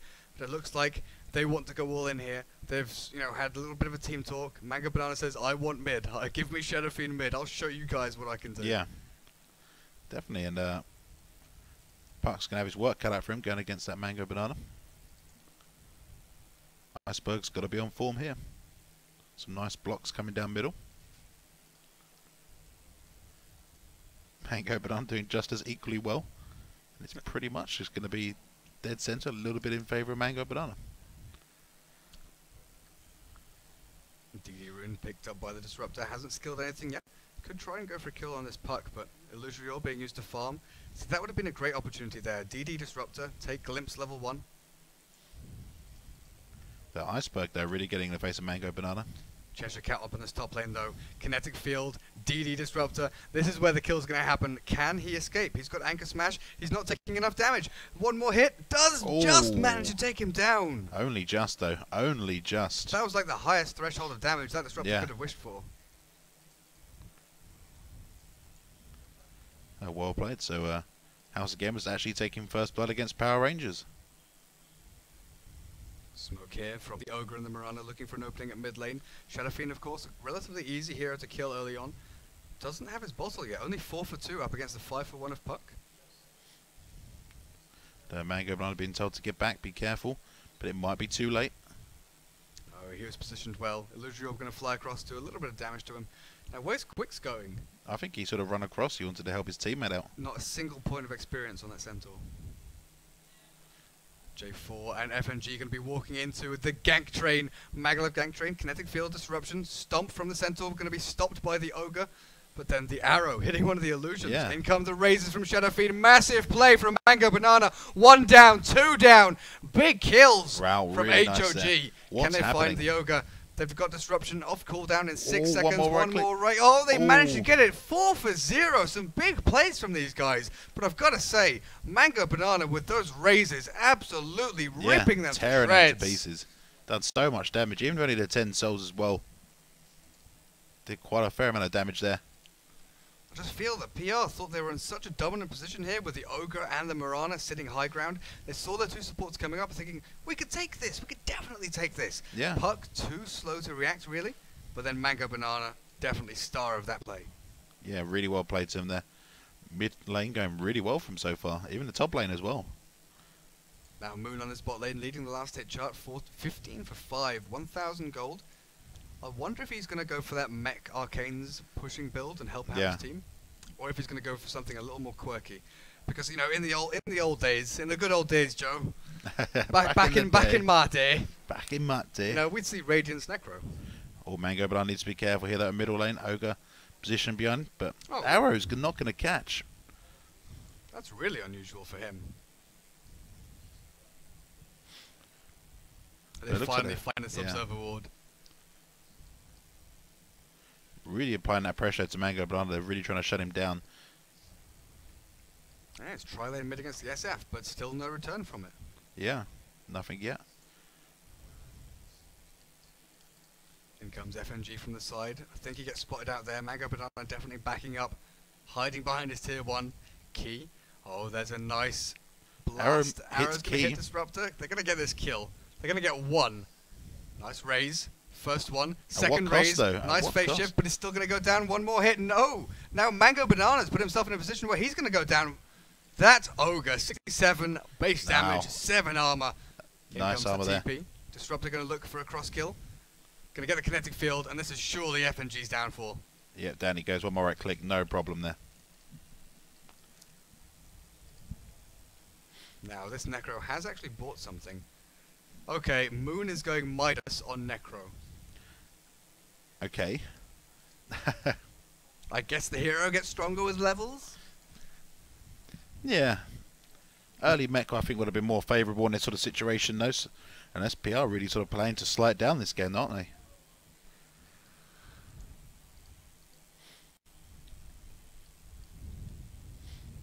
Oh, middle lane. Nice raise. In comes J4. There's the arrow, possibly. No, arrow's already been thrown out. Now here comes the slow from the Ogre. Oh, big raise. Turn from Mango. But J4, gonna get the kill? Yes! 1 blast onto Key. Starstorm right gonna click. fly. Right clicks. Glimpse. Can the Ogre continue killing Disruptor? One more right hit click. now. Down he goes. But he's stuck right next to the tier 1 tower. Quicks does have his Tranquil Boots. Once they have come off cooldown and start giving the extra movement speed, he's going to die for sure. But tier 2 tower going to finish the job regardless. 9 to 4. HOG doing very well, but Necro has gone unchecked. If this was an anti-mage on bot lane, I'd be saying PR, are going to dominate this game. Yeah. Because it's an anti-mage. With it being a Necro, I'm not so sure. Yeah, it's really sort of an interesting lineup. The fact that they picked Necro is just really big, though. I want to see how they're going to run this, though. How they're going to sort of transition him into the late game. And really, if they're going to sort of do this usual Power Rangers style of play and these sort of fast pushes. Well, once Tidehunter hits level 6, which is, going to be relatively soon, actually on top Oh, lane, they're going to find the Brewmaster. Brewmaster, who's only level 5. No ultimate form for him. Magic Wand charges, can he get some lucky dodges? J4 going to get fogged a little bit. He's going to juke through the trees, he's cutting through the trees, he actually is going to manage to escape. Oh my god. Meanwhile, Necron is bot lane, taken out by Quicks and Key. Where's Malem going? Malem FNG just is about still getting on away. the hunt. They don't know where he's gone though. They're actually going to rotate this ogre down towards mid lane, look for another kill on Mango Banana. Some really nice plays out there by Malem. Definitely knowing his juke spots. Looping around here, coming through here. And Cheshire Cat could be in a little bit of trouble, but the tankiness of the Tidehunter won't be an issue at all. That damage reduction onto the Brewmaster definitely not helping him last hit. Mm. Now Moon with this Midas, he's had it for a minute or two. Hasn't really made anything of this. Disruption, Soul Catcher, Stomp, Double Edge. Goodbye Moon. Ouch. And Really Midas nice comes play. off cooldown now. So sad when that happens. So sad. Power Rangers are really getting outplayed in this game now. And this is what I was saying. In that second game, they didn't, HOG didn't call GG too early. They played it out Yeah. to the end, showed Power Rangers that they're a force to be reckoned with. Now in this second game, they've come out strong. They're definitely sticking it to them. Mm. So J4 top lane now. I think Power Rangers definitely have to realize that they have to play super seriously up against HOG if they want to win this best of 3. Yeah, I mean, I like to sort of, it'd be interesting to see exactly what they're thinking right now. Because this game is definitely not going their way so far. Well, Centaur looking towards his blink. About 1200 gold away from that, but he's going to farm jungle for a little bit longer. These 2 kills on Moon definitely have put him at a deficit. He's got great last hits, has the Midas, but it hasn't progressed at all from that. We can take a quick look at those gold graphs. Difference in gold earned, Pretty much almost level. 0. Experience, almost 0. So these kills, 4 to 11, similar to the last game, where HOG were getting kills and doing well, but PR were just massively out-farming them. Like this Puck, every Yeah. opportunity he gets is farming and farming. Shadow Fiend forced to go into a more defensive build with Magic Stick, Bottle going into Treads. Marana, is it looking too great? Tidehunter, how are you looking? Bottle actually picks up a Belt of Strength. Yeah, a bit more survivability on that lane. And I think he's going to need it. As you can see, the gank train is inbound. Shadow Demon and Disruptor heading top. Tidehunter is heading to middle. And Tide's level 7. Hasn't used Ravage yet. So waiting for a good opportunity, but the team has fallen up on his bottom lane. Looks like they're going to try and take this tier 1 potentially. Yeah, pushing that through. Ping's going out to that tier 1 bottom lane. Joined by Iceberg on that Puck, who's just on the midst, just ready to dream coil just in case anything goes south. Yeah, that's what the pings were for. They wanted Iceberg to come and hide in this little cranny here, wait for Yeah. any defense, wait for TPs in. This Disruptor has to be awfully careful.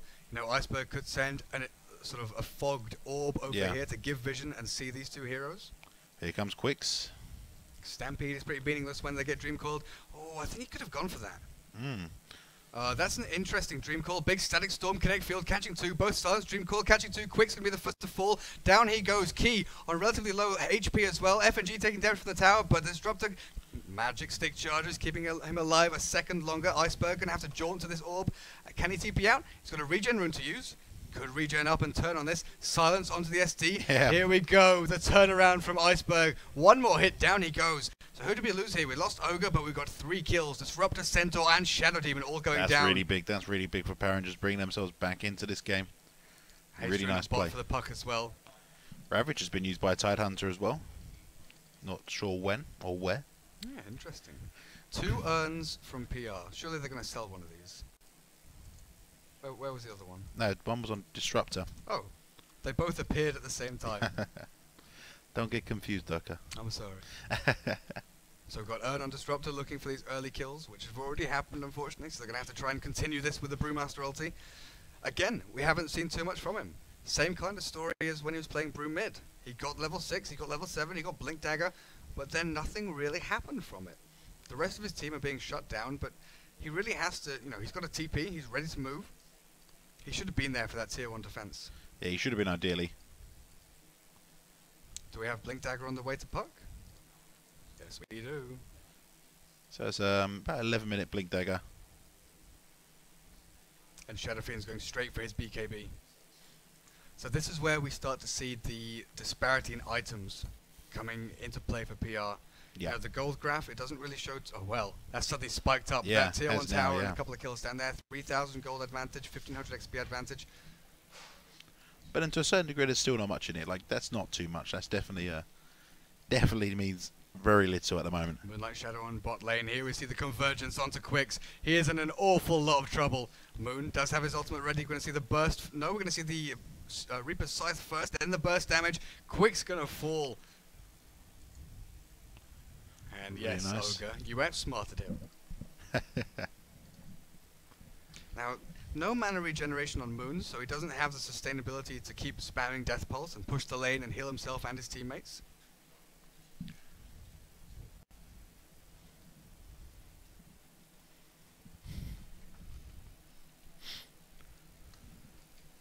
Where's Cheshire Cat going with this? Trying to build towards a mech, about 300 gold away from that. Has Bottle, has found a regen rune. He has to take that before Shadow Fiend does. Now, Mango Banana, all alone here in the river. Cheshire Cat has Ravage. He's going to pop the regen rune. Here we go. Arrow, Ravage. Nice. Here's a kill on Mango Banana, surely. Can he get away from this? Starstorm, not enough mana. One more Anchor Smash in 1 second time. Not even needed. Gush, taking down that SF. And now Maglev Gang Train in an awfully rough position. Caught between Tide and that Mirana. In comes the TP. Disruptor. Not going to be able to use Glimpse here. Blink Dagger up now, that Brewmaster.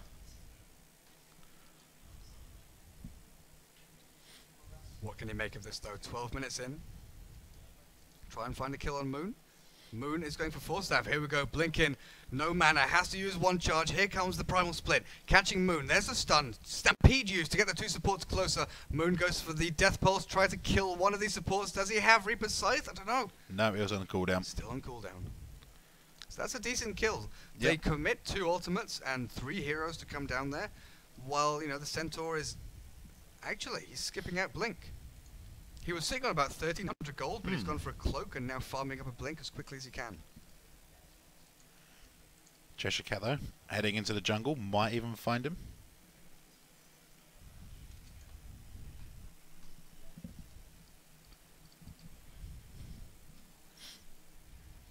Mango Banana, Requiem Souls cancels. Yeah, not quite. Cancels the Can I go for animation. this? J4, arrow thrown out. No, Mango Banana backs up very wisely. Oh, nearly Quicks hit Quicks. almost gets caught by that though.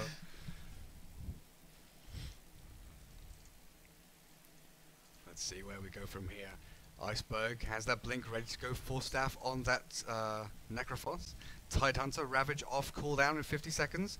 They're going to pressure this tier 1 mid.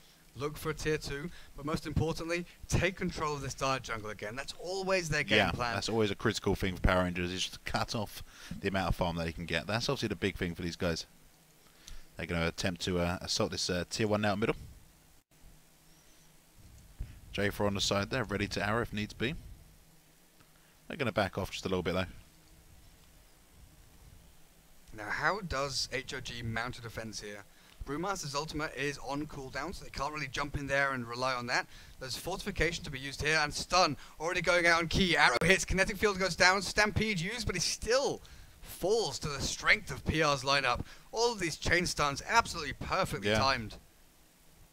It's really nice plays there, and of course the Necrophos allowing the creep waves to be pushed up very quickly with help of Death Pulse. I just wonder why he was sitting so far forward. Like, there was no chance of defending that tier 1 tower. He should have backed up with the rest of his team, like Brew and Shadow Demon sitting up in this area. They knew what was going down.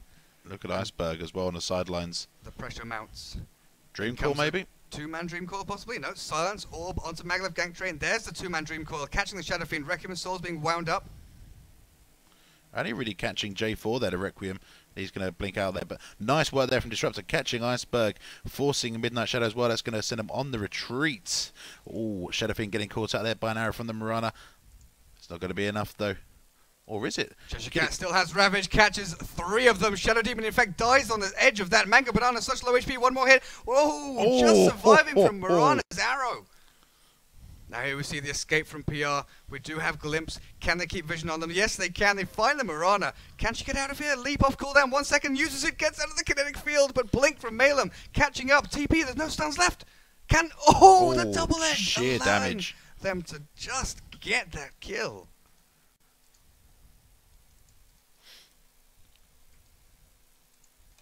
Go Power Rangers all of a sudden looking quite happy, bringing themselves back into this game.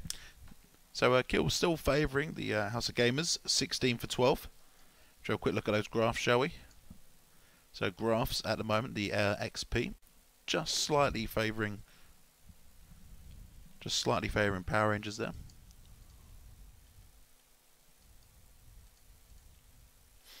Now smoke up from HOG. Looking for a wraparound into the Radiant jungle.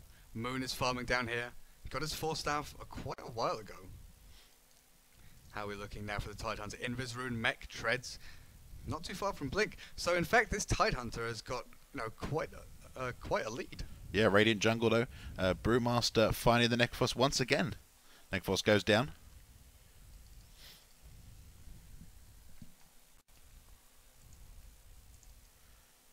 Iceberg now checking out the Radiant jungle.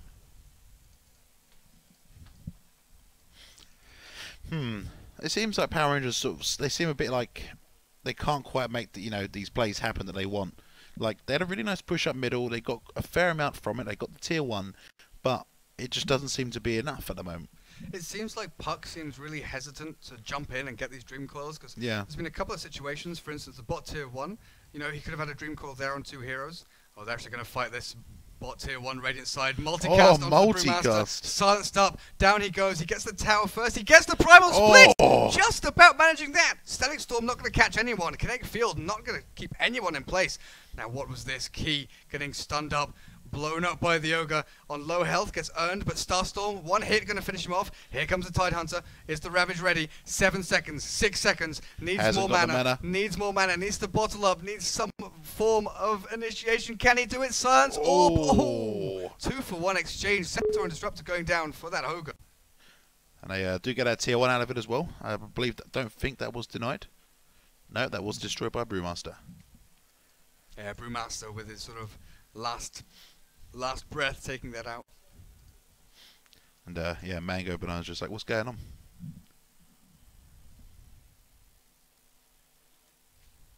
Blink dagger for the Tide and didn't use Ravage last fight, so he's definitely going to have that next fight. Iceberg on Mango Banana down middle. Can't quite make anything happen though. Shadow Demon was there. Moon going for Aghanims. So he doesn't want HOG buying back. If they can kill that Brewmaster before he gets his ultimate and stop him buying back, that's going to be a massive deal for them pushing tier 2s and pushing high ground. I mean, massive deal indeed. The Shadow Fiend needs a few more items under his belt to get going. They probably need to take Roshan at some point as well. Yeah.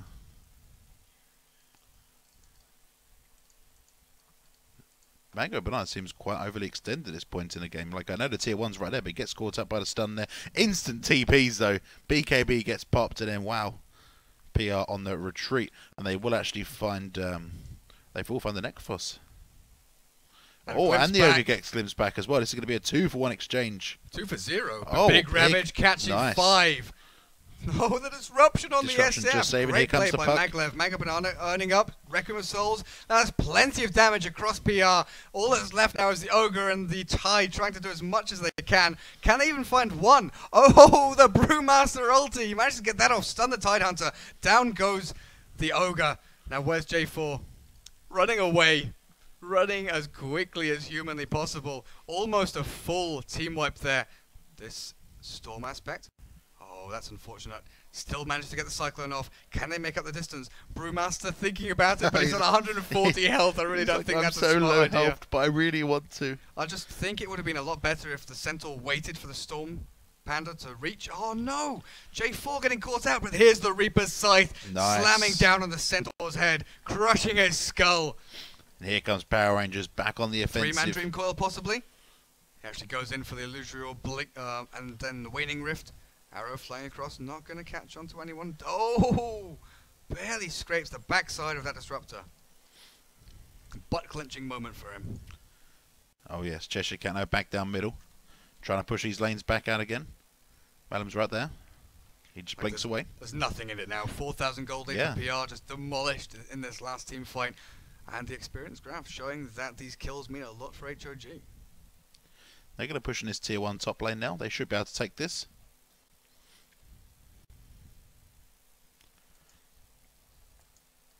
Now the one problem for HOG is expending all of these ultimates. You know, sure they win team fights, but when PR come back alive, they've got everything ready to go. They only really rely on that Tidehunter Ravage.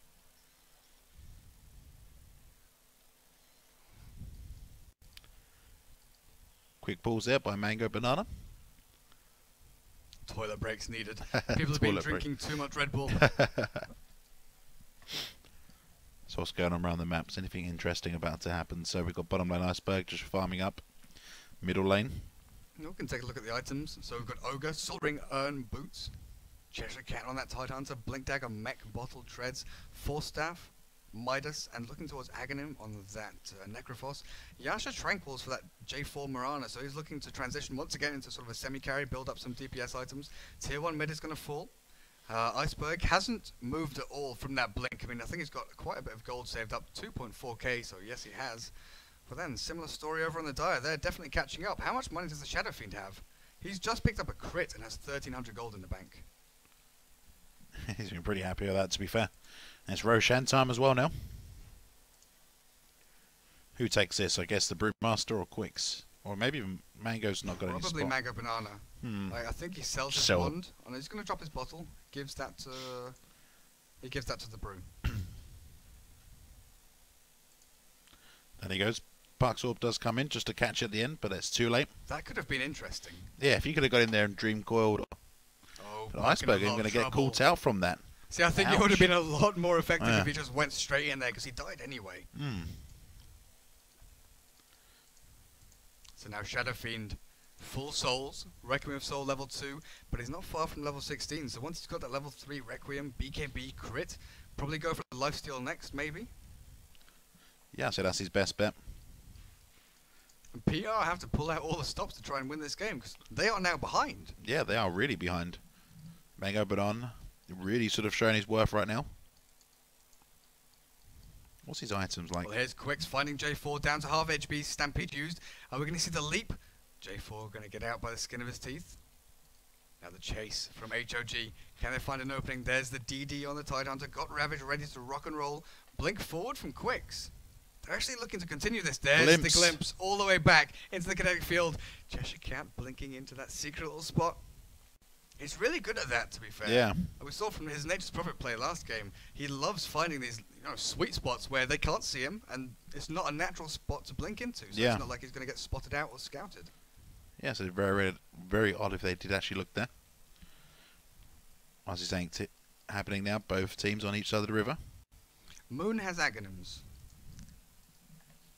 Arrow hits on Mango Banana. They're actually going to try and go for this nice disruption. Can they actually make anything happen? Dream Coil and 2, but Iceberg going to go down again, committing far too heavily. When he knows there's a Shadow Demon sitting behind there, the arrow is pretty much meaningless. So giving away his life, he allowed Cheshire Cat to split push a little bit on top lane. Moon is now farming their own jungle. Aghanims is on its way. It's looking rough. Like, these kills that HOG are getting are completely counterbalancing the efficient farming from PR. It's working as well. They're pretty much even on towers. Looks like they've really sort of managed to sort of nail it to slow down Power Rangers. Make it their game. Not going for lifesteal, going for the big heavy hitting crit first.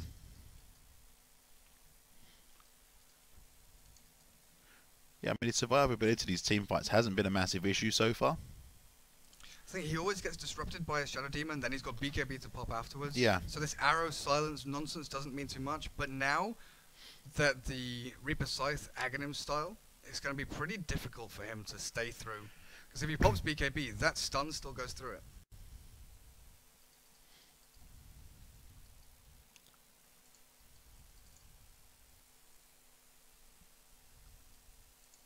So on his bottom lane now. Necrophos with the Aghanim Scepter, as you said. Just pushing those lanes round. Like, I like the idea of the Necrophos. Like, I can see why they're trying to do it, just to help push these lanes. You've got the Heartstopper Aura as well. Death Pulse really sort of helps push these lanes through, sort of Power Rangers style. But it just didn't seem to be effective enough early game compared to, like, you know, you've seen the Cheshire Cat and Nature's Prophet, like, zooming around on the lanes. Well, it's like I said before. If it was any other carrier, I would have said PR have this game in the bag. Yeah. Like, Anti-Mage, Void, anything, because he was, you know, free farming. Yeah. He had Midas early on. He could have gone for some big team fight items, helped his team out, but instead he is, you know, playing PvE.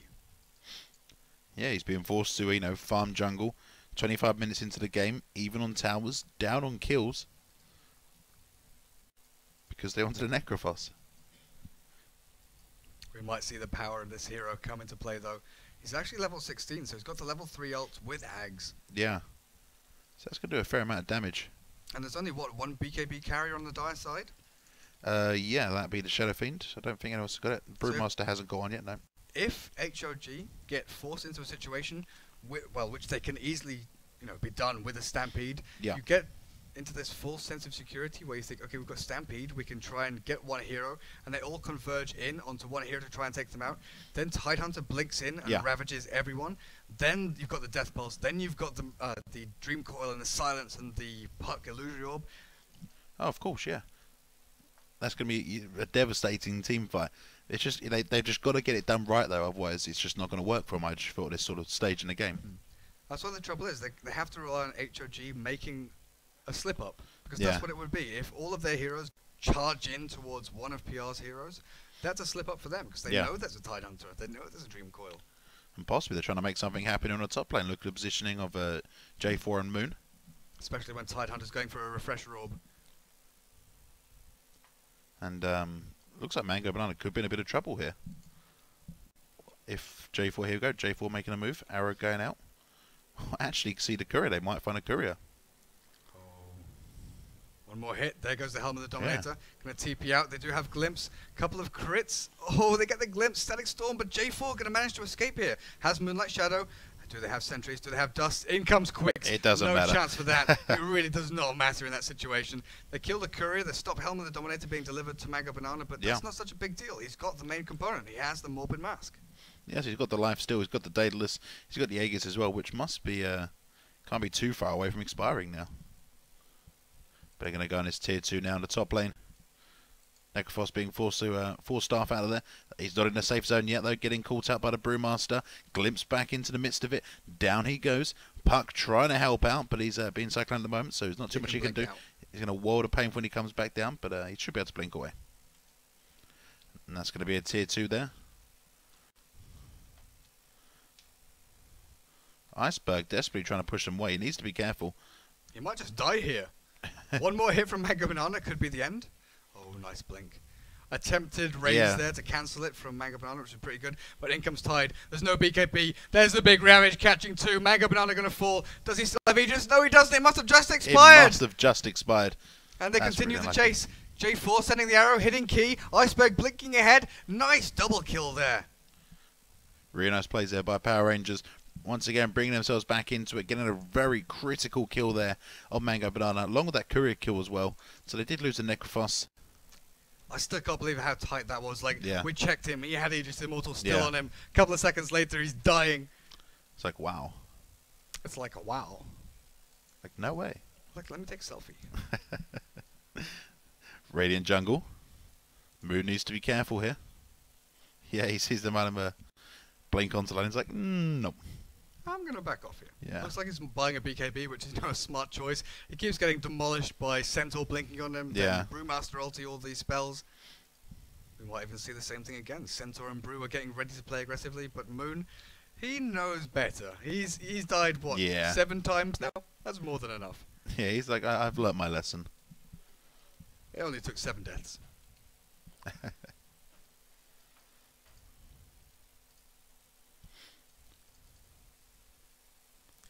That Tide. Refresher Orb, yep. Recipe on the courier. How far away is he now? About 300 gold. This is it. He's pretty much got it. He's going to blink over to the side shop, sell his bottle. Maybe he doesn't need to sell the bottle.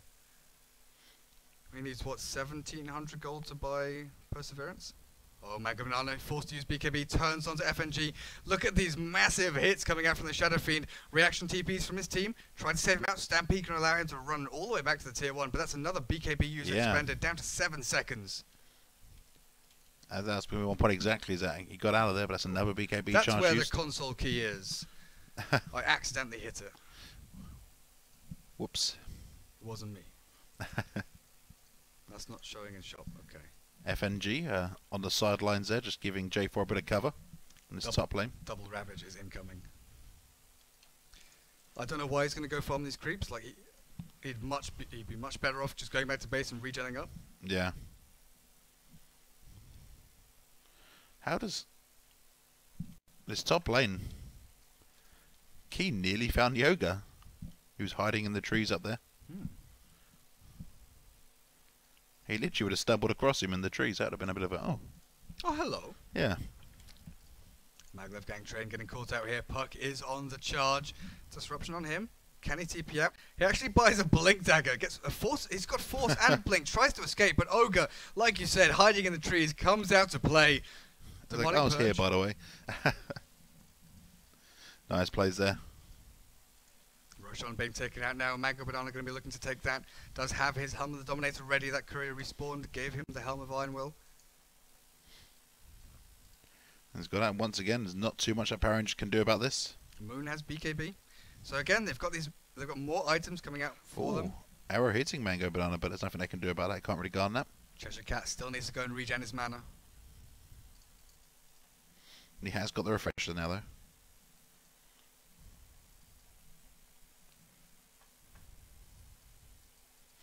This Puck is desperately trying to build Hex. 2,700 gold. 32 minutes into the game. We saw him get, a 11-minute Blink Dagger. And now it's taken him 20 minutes to buy an Ultimate Orb and Mystic Staff. It's definitely not been his game. And he's blinking into the middle of 4 heroes, and all of a sudden, oh, Centaur's killing me. Yeah, I'm taking a lot of damage. So once they get these BKBs online, like, will it be, is it going to be enough to hold off to, successfully take a team fight? See Power Rangers pushing top. Ballsy does have that reincarnation ready. Arrow flying. Quick catch. Can you catch him? No. Not quite sure where that Mirana was. Double Ravage. I keep saying this. It's ready. It is finally here. But Cheshire Cat wants to farm more. If they go and pressure this tier 2, they could try and force HOG into a fight they don't want to take. Get the double Ravage, get some big kills off. Yeah, this is what they need. This is what Power Rangers need. They need to find some kills. And they're playing this so safely. They don't want to go to a game 3. Yes, it's very interesting seeing a reserved Power Rangers, not just jumping in and going, yeah, why not? Well, I think, like you said, they're showing them more respect. They know that they're at a deficit. Yeah. They know the Shadow Fiend is a force to be dealt with. Brewmaster, again, we haven't seen too much from him, but he's slowly but surely building items. I don't think Aghanims was the best choice from him, simply because his ultimate isn't seeing much use. I think Shivas or AC were going to be much more useful for him. Yeah, a bit more survivability in aspect, but top lane. Yeah, by J4. He's trying, but no. There is no try. There is only die. There is only do. That's a Yoda quote, isn't it? Well.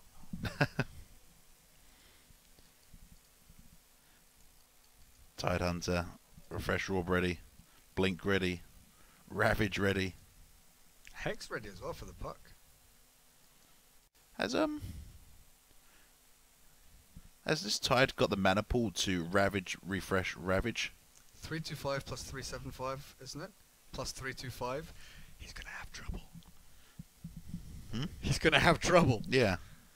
That's a very good point. I keep thinking he's got Arcane Boots, but he went Treads very early on. Yeah. They don't have Arcanes on anyone on their team. So he's going to have to literally Ravage while everyone's like rolling around on the floor. He's going to have to literally be drinking that bottle. Well, he's going to have Int Treads, Ravage, not use Mech, use 15 1 charges, switch to agility. Well, switch to agility treads. Use 15 1 charges. Bottle up. then try and switch to Intreads and Mech and Ravage again. I mean, his mana pool is pretty limited. I guess that's why he's trying to farm more. He realized he needs a bit of mana regen or something. Yeah. Well, he bought the refresher. He's going to go buy a Mystic Staff now, by the looks of it. But yeah, that's a very good point. I was wondering why the hell did you continue farming? Surely all you want to do is go and fight. Yeah. Go and fight. But Mystic Staff's going to be a good item for him. Yeah, that brings ins up. That'll be no problem. Then they'll be ready to fight. Maybe, possibly, somehow. Most certainly. Yes. 3k in the bank now for that Tidehunter for Cheshire. Shadow Demon. Yeah, he's just chilling out down there. Look at the signals. Yeah. They know he's somewhere there. Well, they definitely have a feeling he's somewhere there. Yeah. J4 really on the hunt. Oh, Shadow Demon coming out of nowhere though. On top of that, Ogre Magi does manage to get a multicast onto the Shadow Demon, taking a lot of damage. Who's going to go down first? Dust gets popped. They know where the Ogre is. They know where he is. Ogre goes down. Not a problem. Meanwhile, Tidehunter's in the midst of it as well. Ravage is ready, but is there any point? Oh no, not right now. We're going to see the rest of PR trying. Well, actually, that's Mirana TPing to the tier 1 down, tier 2 down there. Tidehunter did manage to blink down into here. Cheshire Cat in a lot of trouble here. Going to go down.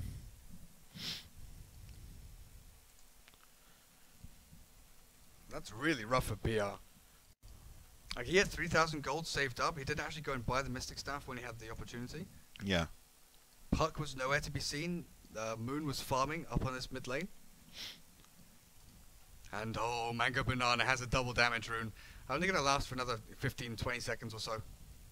Should we have to do some serious damage though to this down Puck? With a cheeky little blink in there. But look how quickly he's melting that tower. Well, they're going to go for a kill here. Can they get the multicast? There's a 2x multicast. Here we go. They're going to take down Mango Banana. Nice. Static Storm. Moon. What? What? He TP's in with like no health whatsoever. I guess and instantly died, these three heroes here were chasing him down and absolutely wrecking him as he TP'd out. Yeah, there was no need for that whatsoever. Nice triple multicast though. Yeah, Requiem very of Souls skillful. goes off. Very skillful. They're not going to find that disruptor. Yeah, not with they're looking down there and the disruptor's running around up there still. Oh, disruptor coming in. Shadow Demon coming into play now.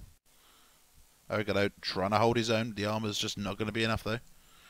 He will fall. They've got blinks galore. They can catch up with the tide, catch up with the puck. I'm just really surprised about this. Yeah, I really don't understand what the Necrophos is doing back there. I saw 3 of the Die heroes up here, all running down this way. So I guess Necro was here, BKB TP'd out, but actually TP'd out to the spot lane. Oh dear, Brewmaster. He's got ultimate when he he's got ultimate when he comes out the stun, but he never does. And they get a kill on that disruptor. Overzealous play there from HOG. They get some really nice kills, but in the end they give up too much. Yeah. Slight error there, allowing PR a bit of room to get a bit of more farm, possibly even look at pushing a tier 2. Let's look at these graphs. Still nothing in it. That lead just keeps going up and down, up and down. XP wise, slight lead for HOG, but after the 3-2 exchange we just saw, PR probably going to try and balance that out. Yeah, PR definitely still got a lot of work to do. This is no one's game yet though. This Necro has done almost nothing for them. Like, he's got items, but doesn't accomplish anything. Now Butterfly on the Shadow Fiend going to be even harder to bring down. Okay. Dagon on Tidehunter. Then he cancels his TP. They want to kill Mango Banana. They know they can do it. They can kill him before he gets his BKB off. How are they going to start this off? Hex from the Puck. Here comes the Blink Ravage, possibly. Tidehunter in the wings, waiting for this. Comes in with a big Blink Ravage and the Refresher. Doesn't have enough mana. Yes, he does! 3-man Ravage, but Mango Banana gets the BKB, Requiem of Souls.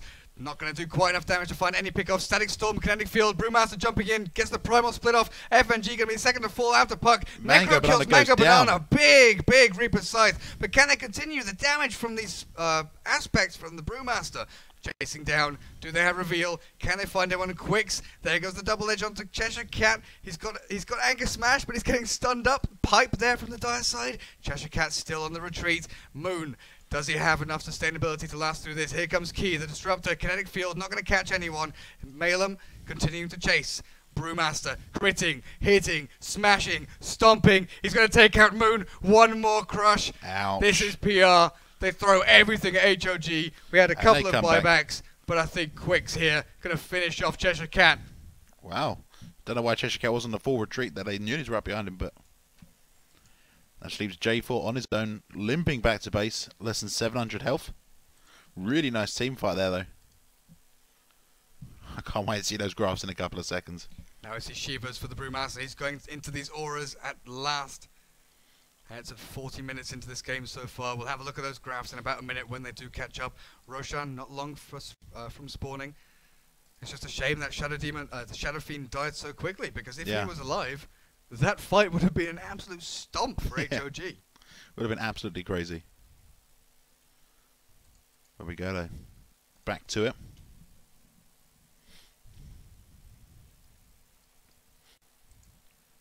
FNG is going for Aghanims after Ghost Scepter.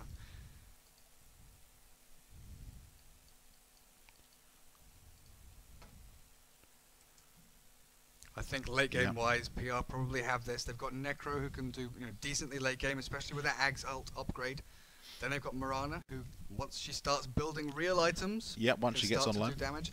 Titanta is hitting his peak now, and with that Dagon, I do not understand why he went for another mana dependence. Yeah, that's the only thing I didn't like. Like Dagon, it's like, oh nice Dagon, but it's like, oh hang on a minute, your mana pool it's about 1300. Like Shiva's or something. So what did we say he needed? 325 plus 325, so 650, plus the 375, so what's that? 1025 for the 2 Ravages and Refresher. Then how much is Dagon? 140. So he's not really going to have. I guess he's barely got enough to do Ravage, Refresher, Ravage, and then Dagon, and then possibly Mech if he manages to get a little bit more mana. Yeah. And that's with boot set to win as well. Like, they just need some mana boots really. That's going to be the key thing. Well, obviously not at this point of the game now, but Mango Banana takes one look and goes, nope, nope, nothing to do here. I'm not even sure what he was planning on doing. Yeah, maybe trying to find a pick off of some description. Well, if intended, it's quite a nice bait because showing his face down here indicates that he wants to farm and split push, but in fact they want to do Roshan. Yeah, it just gives them that little bit of space. Radiant Ward sees nothing, really. That's way too far away. Doesn't even see the stairs. Cheshire Cat hiding in the wings once again in the fog. PR have no idea this is happening. Cheese on SF. Surely he wants that reincarnation rather than the cheese. Yeah. Disruptor going to be the first to get caught out. Stampede gets the static storm off, possibly. No, he gets burst down. Just managing to survive. The pipe allowing that. Here comes the Ravage. There goes the Reaper's Scythe, slamming down on Mango Banana's head. Do we see a second Ravage? Refresher is ready. Yeah, just waiting for the right moment to do it. Waiting for a bit of a group up. Down goes Moon. Cheshire Cat and Iceberg are both backing up. They don't have J4 with them. He's taking a tier 2 top. TP's top though will stop that from happening. Oh, what a glimpse there, catching Iceberg. There's no chance of escape for you now, my friend. Does the Dream Coil, does the Phase Shift, but there's no way he's going to be able to play. Oh, the Ravage from Cheshire Cat, almost saving his teammate, but Iceberg goes down regardless. Double Edge, Static Storm, a couple more hits, Urn is going to finish him off. That Ouch. HP removal, and then the blink from both heroes, Shadow Demon and the Centaur. Yeah, PR just can't seem to take a team fight right now. It's getting to that position in the game now where we start looking at, well, are they going to start to put this game to bed? Well, it's definitely going to be what HOG want to do. They've got Shivas on their Brewmaster. They can blink up to the high ground, clap, ultimate. There's very little PR can do. When they've got no Ravage, they've got no Refresher for the Ravage. Yeah. They've got BKB on the Mirana, but she's not hitting very hard. And then Necro, once again, he's 5 and 10. He's got items which do very limited. He's got 4 staff and BKB. He can keep himself alive. He's got Aghanims. He can throw that on one of these heroes. Random catches an arrow, but it's not going to be too much of an issue. Primal Split isn't actually up yet for 5 seconds. He needs to be careful. The Shadow Fiend just hitting like an absolute truck. Going for the melee racks and the range racks at the same time. SF focusing down the ranged. The melee rack's going to be shortly following. Heart for the Centaur, here we go. Reaper Scythe onto the Brew, down he goes, but Shadow Fiend stands his ground, takes down the puck. Can he take down this Necro? Moon gonna be on the run, but I think he's gonna fall. Oh! Big raises from Mango, but not quite enough. Now J4 on the retreat, so that's one lane of racks now. Maglev Gang Train gonna blink out to safety. Yeah, TP's away he here. goes. Cheshire Cat gets glimpsed all the way back to Fountain. See ya. That's one later Rex down.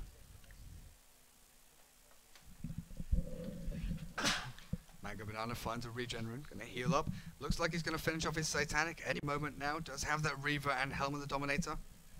So item progression wise, obviously Shadow Fiend excels with these items. He's getting stronger and stronger as the game goes on. Shiva's Guard on the Necro isn't gonna help you too much when you've got the Shadow Fiend critting for something like 1200 with the Satanic. And there's a Satanic as well, yeah, and that's just gonna seal the deal right there. Look at that damage.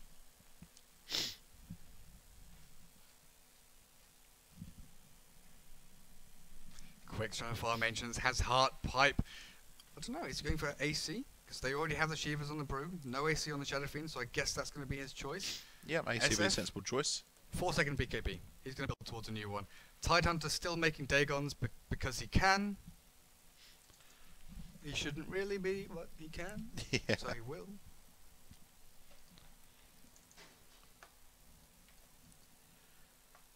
All of a sudden, though, this game is well and truly... he's definitely in the hands of Power Rangers right now. That's the thing, it's slipping, slowly but surely. You know, it looks pretty even, but Shadow Fiend constantly getting fatter and fatter. Yep. The House of Game is looking really strong. The thing is, obviously, one team fight can always turn this. If PR manage to push these lanes out all the way up to the racks, and they take a team fight somewhere in this region, Yeah. kill Shadow Fiend, kill Brewmaster, you know, they've still got Double Ravage, they've still got that Reaper Scythe that can stop the buyback. So there's always a chance, but J4, when you get caught out like this, Kinetic Field, can they get through this? There's the BKB from the Mirana going to allow her to escape, but Moonlight Shadow used at the same time. That's a lot used just to get away, you know. Moonlight Shadow down for 90 seconds, BKB charge used. And what did you even accomplish? Nothing. Cheshire Cat's going to push his lane through at the bottom lane. Well, this is what I was saying. They need to take a fight closer to the Dire base. They Yeah. tried it at mid, didn't quite succeed. Maybe if they try again, they can. So we've got Shiva's up on Necro, but I think that was up in the last team fight as well, wasn't it? Well, it's been out for a little while now. Down to 6 seconds on that BKB for Necrophos. Can they successfully split HOG? Book to Traveler on cooldown.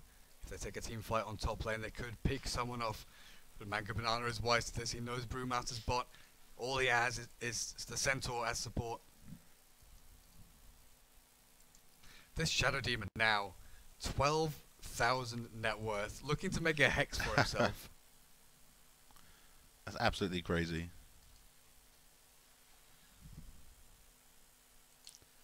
Meanwhile, bottom lane pushing back round. House of Game was just trying to keep these lanes pushed as much as possible. And doing a good job of it. A good job of it.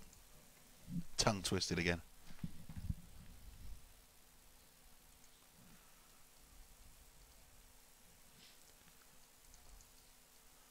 Maybe I'm just going to back off now.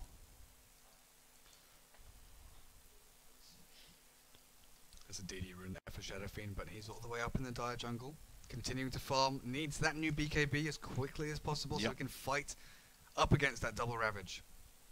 Stampede actually used. Oh, they're looking for J4. Quicks might be in a bit of trouble here. In comes Moon, looking for the opening. Reaper Scythe there. It's not going to do any damage whatsoever. Dagon from the Tidehunter. Pipe used. TP out. Couple more right clicks. Down goes Quicks. Nice pickle there. Down for 100 seconds. There's no buyback. No buyback either. He is 100 gold short. So this is going to be a big chance now for Power Rangers to bring this back. Shadow Fiend has no buyback. See if they can get the Shadow Fiend down.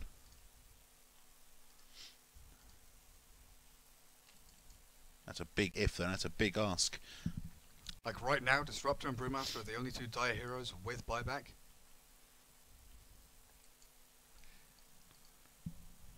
And SF now has a new BKB. No problem there. Power Rangers really aren't looking to push this too much though. They're going to back off even with the Fallen Centaur. Not too long until Roshan respawns. Hex on the Brewmaster, another big item for him. And we haven't seen too much of this Puck recently. He's really not had a good game. No, not at all. 7 kills, 9 deaths. I just see Dagon. I was like, I want to see Dagon in. Creep. That's just a creep. That's Cheshire Cat.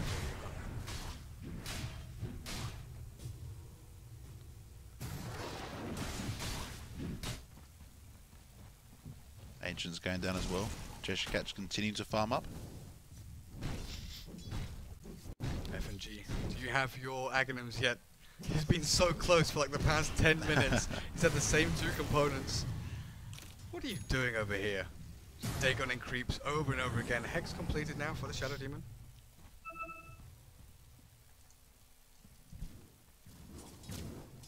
PR just trying to take control of this game once again. Farm efficiently, control the lanes, push them out a little bit but not too far so that the Dire can farm freely. You know, they want to push them just over the river so they have a chance to sneak around behind, find openings, come in from behind and find the Shadow Fiend or whoever wants to farm there, retake control of the Dire jungle, but they need some wards up. The supports, you know, they usually do a really good job. They've got an aggressive ward there in the jungle, but rune wards, none. Roshan wards, none. None. And with Roshan spawning very shortly, You think they definitely want to be on top of that. definitely got to watch out for it, yeah. Key actually just checking out right there. Actually, sorry, that's a Dire ward, not a Radiant ward. What am I thinking? Radiant wards, they've got one up here for some reason. Huh. Yeah, that is definitely for some reason. My brain was playing tricks with me. For some reason I thought that was a Radiant ward. Fair placement award though. Roshan is alive so soon. Quick, pacing the pit. They know it's back soon. There it is. Into the pit goes Mango Banana. Radiant have no idea this is, well, they might have an idea this is happening, but they don't know for sure that this is happening. FNG still trying to make the Aghanims, farming the jungle. And Dire wards spot out all of the Radiant really. Necro and Puck both spotted. J4 on this Mirana up in top lane, definitely spotted by the creep wave. Disruptor has Aghanims. So it's gonna, if he catches the big heroes, if he catches Tidehunter, Necro, no BKB, no Ravage, no Refresher, really none of these big items. Stampede, there goes J4, hexed up by Maglev Gank Trade. Can they actually take him down? Arrow gonna fly out. Does Necro get his ultimate off? Not quite yet. There's the primal split from Brewmaster, but it's going to be a big split from J4. There's going to be just enough damage to take him down. Possibly no. Ooh, very close indeed. Primal split does get used now. That's on cooldown. Game is paused. So let's see. What did we expend there? Primal split on cooldown for 87 seconds. The Centaur used Stampede, but that's pretty low cooldown. Hex on cooldown.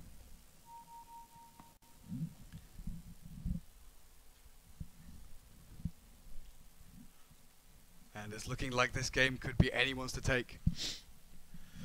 So, we're in a sticky situation. yeah, we're in a bit of a sticky situation, folks. This is very awkward as casters to have to announce, but basically there was a try rotation, and we never ever guessed that this game had gone so late in sunny What time England. is it actually right now, Joe? It's quarter to 11, and our last train's at 11.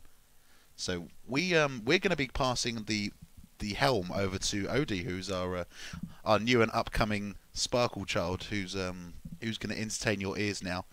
Just while the game's paused. So thank you so much to everyone that's been listening. This is I guess it's a first for everything. This is like one of those wartime radio shows, like the bombs are being dropped on London. But yeah, we actually have to leave to catch our train to go home. It's been great casting for you guys. Odie is going to join you for this game and possibly game 3 if it goes to that. Yep. So for this grand final, I've been Durka. You can follow me on Twitter at DurkaDota. This is at Joe Show UK. Oh yes, Joe Show UK.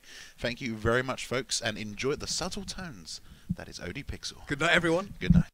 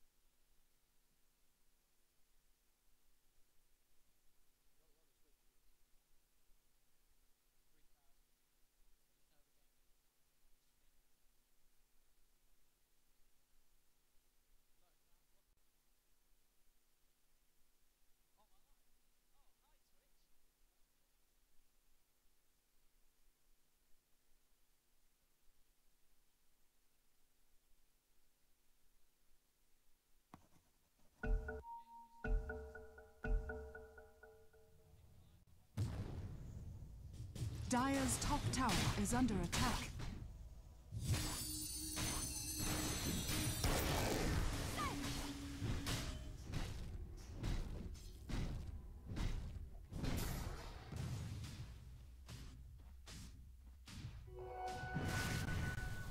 Okay, so we made the switch over, guys. I'm OD. I'll be casting through you with the rest of this game tonight, and potentially with the third game if it goes to it.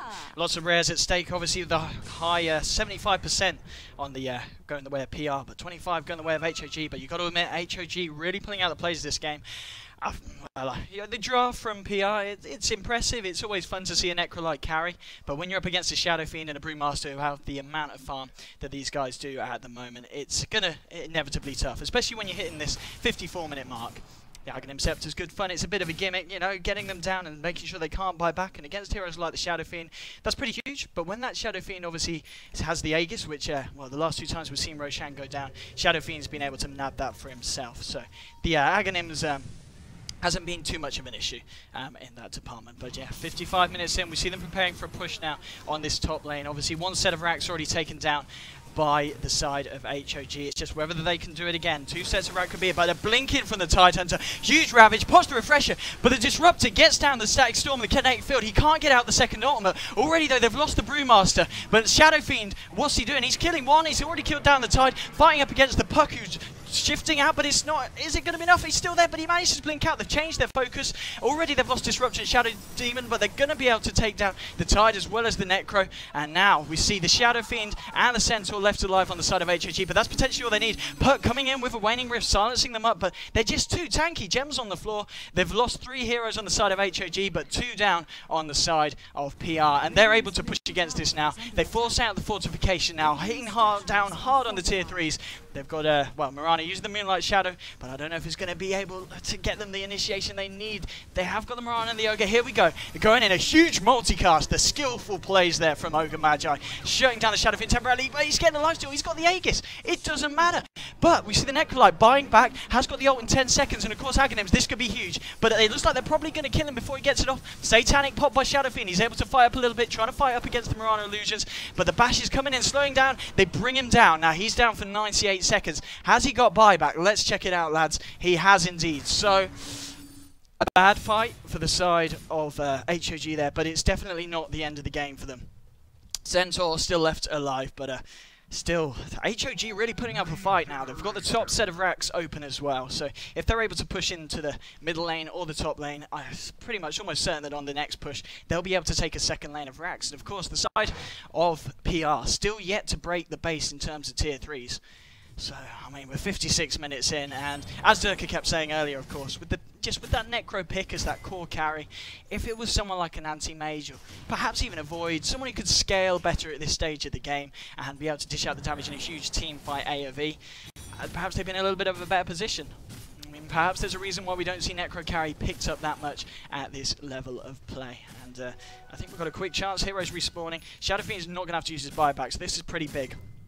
Obviously, after a team fight that did favour the side of PR like that, it would be preferential if they were able to force a push out and force the buyback from Shadow Fiend. But he's going to have that up for the next fight, no problem. And Centaur's got it up as well.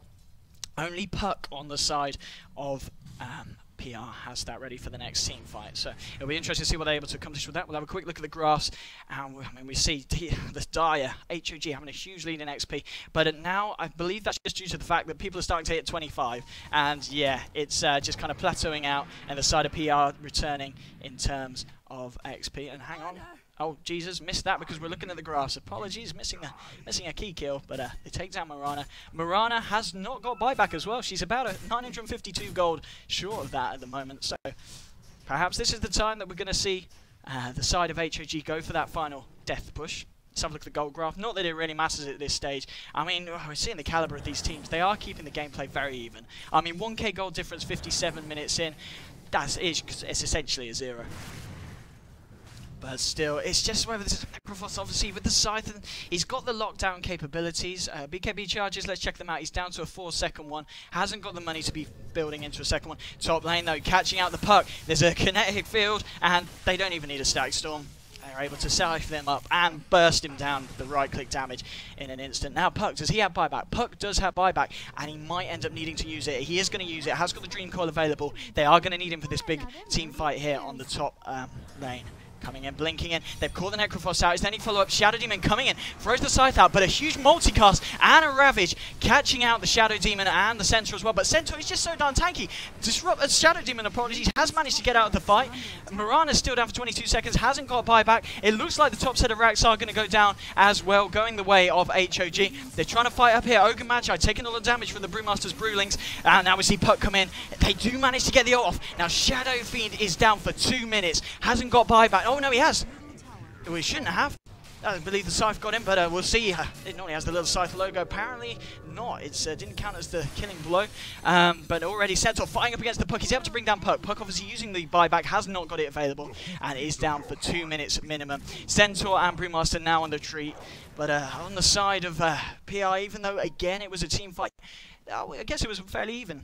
We did see the buybacks coming out on the side of PR, so not the best of fights, but they're able to force the side of HOG back out of their base, but half the top racks are gone. They've already lost the middle. It's not looking great for PR, and I just can't help but feel that this game is just kind of coming to a slowly and inevitable finish. So I'm sorry all you Russians out there and guys putting the Arcanas on your PR side, but I think you're going to be sitting on the edge of your seats for this third and final game. We did see PR obviously earlier on this evening create some really convincing wins with really kind of push extensive strats. We saw Lycans, we saw Nature's Prophets, we saw Enchantresses, we saw Chens. But at this level, up against HOG, obviously getting through a lot of rounds themselves to earn their place in this final. It's obviously proving a tough matchup. But we'll see if the side of PR decides to pull out something a little more sneaky in this final game. But I'm saying that in the sense that PR have already lost, and by any accounts, that's really not the final call. There's still a chance that they can turn this round. If they find a good team fight, if they find a good double Ravage, the pickoffs can be made. But again, Shadow Fiend, he's not being forced out to use his buyback, and he's got it. And if we look at the buyback status on the side of the Dire, the Brew and the Centaur, the three tanky damage-dealing cores, are going to be able to fight twice next time, trying to catch out the Tide Hunter there. But he's able to blink out. But in fact, Centaur wants to go after it. He knows that if he shuts down this Tide now, this Tide, who has got the double Ravage, that's going to be a team fight where they're going to find it so much easier. Brewmaster's there as well. Tide is absolutely on his own now. Thunderclap comes in, the slow comes out, pops the mech, and well, that's going to be one dead Tide. And actually an unfortunate DC by the looks of it from Puck, who is just about to return to the fight. We are going to have a pause up. He is going to be back and fit for fighting. Tide has got a buyback, so it isn't the end of the world for losing the Tide there. But still, 60 minutes in.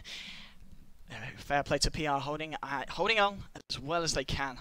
But yet again, HOG finding these pickoffs, and poor old Tide is, we saw him earlier being a little bit greedy with the farm, just kind of going at it on his own.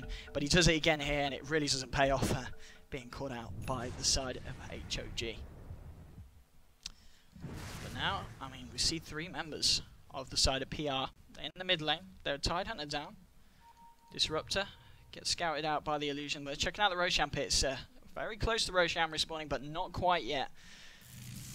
But already we see Shadow Fiend. He's in position. He's ready to defend this. Another pause, unfortunately, coming out from PR. So obviously a very tense point of the game. We want to make sure there's no lag and both teams are ready to fight without any disruptions.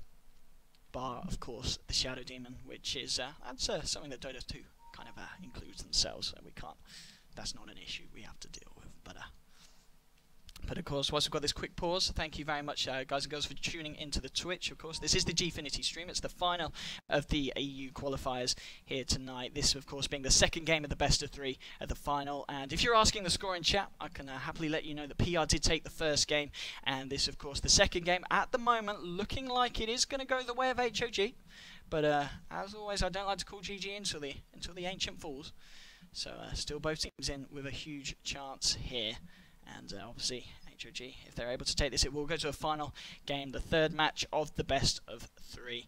And Rare's obviously on the line here on Dota 2 Lounge. People saying Arcanas have been placed on both sides for Arcanas. It's going to be an expensive evening for some people out there. Hopefully not you. But yeah, so apologies for the pauses again. And of course, if you didn't know, this game is being played for... it's going to decide who goes through to the LAN finals that will be, I believe, in 6 weeks' time. They're going to be hosted in the Copper Box Arena in London in the Olympic Park, and it's going to be they're going to be playing Dota there for a part of a prize pool that's at the moment sitting at about $30,000. I believe there might be a compendium or a possibility for the kind of the community to improve the prize pool, but not quite sure on the final details yet. But of course, if you head over to gfinity.net, you can find out all the information there, and which will get updated as we nearer the time. Information on buying tickets for the live event as well are available there. And of course, that event, I believe, will have 8 teams. One of the teams, obviously, being one of these two, qualifying from the EU qualifiers. We are going to have a UK exclusive qualifiers, which I believe is going to be happening in a couple of weeks' time on the Thursday night. And the other 6 places will be invited teams only. So we're going to try and get you the biggest and best international teams that we can to come down to London to play for their share of that prize pool. And again, we see the Aegis going the way of Shadow Fiend. He's got this picked up. They've got their eyes on the bottom racks now. If they're able to take this, well, it's getting close to Mega Creeps, supporting the side of HOG. And Shadow Fiend, he's got an Aegis. He's got an 8 seconds BKB. He's got the Satanic available. There's not really any reason why he wouldn't just run in, stand his ground, and just go for as quick racks as he can. There is a fortification available. It's actually going to be popped out straight away, arguably a little bit too early. It's going to hold them off for a little bit. I mean, perhaps just waiting for the Tide to come back, and Tide is back into the fight now. And he comes, but Centaur trying to make something happen first. Blinks straight on the Mirana. A Hex comes up onto the Necro, and a brilliant static storm and kinetic field, catching out 3 heroes. Necrophos goes down. He is going to be able to buy back. Puck goes down as well. 2 heroes down so far in this fight for the side of PR. HOG, they're still intact. They're fighting through this. They've managed to take down the tier 3. They do lose Disruptor. Tied on the back lines. He's already popped out his Refresher's Ravage, but they've only brought down 2 on the side of HOG. Shadow Fiend is still there. He's still got the Aegis. He's still got the Satanic. He's only burst the BKB. Gets disrupted up. Those illusions going to help with the right-click damage onto the buildings. Necrophos, of course, has brought back. He needs to be careful here. If he goes down now, it surely is GG. A huge skilled multicast there coming out from Ogre Magi, holding out the Shadow Fiend a little bit. He's getting low, but he's going to be able to, yeah, Scythe comes in, and he's going to be able to one more right click, burst down the Mirana. Finally, Tide is able to pop the Aegis. Aegis is going to be popped, but the fight seems to be being brought away from the racks. It is only the Tar. Oh, there's only the Brew and the Shadow Fiend left alive. So Shadow Fiend is on his own now. Necrophos hasn't got the ult for 30 seconds. He's going to pop the ult, but the multicast comes in just at the right time to cancel the channel. He gets hit by Mirana Arrow. They're going to be able to bring him down. Well, the whole of the side of HOG is down now for, well, nigh on 1 minute minimum. But that's, well, they're still in a pretty bad place to push back. All the lanes have pushed in very hard against the base of PR. And if we look at respawns, Disruptor's going to be back in 25. Brewmaster, has he got buyback? Yes, he has. I don't know why I'm looking down here. We should be looking over here. Over there. The whole team has got buyback. They're not in a rough position at all. It's yeah. PR can't push against this. Unfortunately for you PR fans. It's 64 minutes in. Well, it's a good job I'm not needing to get the train tonight like poor old Zerko and Josha. But we could be in for a long one, ladies and gentlemen. And if this is the second game of the best of 2 going like this, both teams will be fighting their backbacks off in the final decider match that will inevitably be coming up. If HOG are able to hang on, and PR obviously trying to push as quick as they can down the mid, trying to force out some of these buybacks so that the next fight, essentially the side of HOG only have the single life, but I don't think they're going to be able to push fast enough. They've already got the Centaur to deal with along with the Disruptor and the Shadow Demon, and Brew's going to be up in 15 seconds, so surely his buyback is not going to be needed to be expended, and even Shadow Fiend is going to be up in 20 seconds. I'm missing a fight down here though. They've already caught out the Necrophos, who is down for 2 minutes. He's already used his buyback in the last fight in his own base, so that's going to be huge. They do manage to burst down the Disruptor, but it's only the Disruptor. They're going to be able to chase down this Tide. Ghost Scepter's up, but that's not going to stop a huge cleave coming in from the Centaur. And back into the mid lane now. Brewmaster trying to catch up Mirana. Is going to BKB and TP out. It's going to be okay. It's not going to have anything to stop her in that sense. But 2 heroes down now on the side of PR. Ogre Magi has he's 1200 short of the buyback, and of course Necro still has 3 minutes until his is available. And we see lines getting drawn down the mid lane by this Shadow Demon. Maglev Gang Train is about to chew it down the middle. Mirana a little bit scared for herself. Hasn't actually looking at the items. I mean, she's got a helm, but she hasn't managed to finish that into Satanic. So I is just being quite conservative with her farm and ensuring that she's had money for the buybacks. And to be fair, she has in the past, but if she goes down again, she's going to be down for a good 3.5 minutes. And that's also bearing in mind she hasn't even got enough money for the buyback. We're going to see the side go around to the racks, blinking from Tide. One Ravage comes through, the second Ravage comes down. They've already managed to burst down the Shadow Demon, but Shadow Fiend just waltzes in. Oh, the damage coming out. Puck's had to phase shift out. Oh, Manta out from the Mirana, but it's not going to be enough. The cleave actually off the illusion catches her, and 4 heroes down on the side of PR. One set of the racks. There we go. The full bomb set of racks are down. They're heading up to the top racks. They're surely going to be able to claim mega creeps here. 66 minutes in. Proof pops the ult just to be sure. There's no fortification. 3 heroes down on the side of PR, and they're straight onto the agent. GG is called, and ladies and gentlemen, we are going to be going through to the 3rd game of the best of 3 as we see HOG take a magnificent win in this 2nd game. But yeah, well, pretty crazy game that, guys. You've experienced two sets of casters, Zerka and Joe, and then obviously transitioning to me. I believe we're going to be able to cut to a studio shot, so I can wave at you beautiful guys in the Twitch chat. But I hope you're enjoying the show. I believe there's no other big matches on. EG and Fnatic obviously on earlier, which was a pretty big game.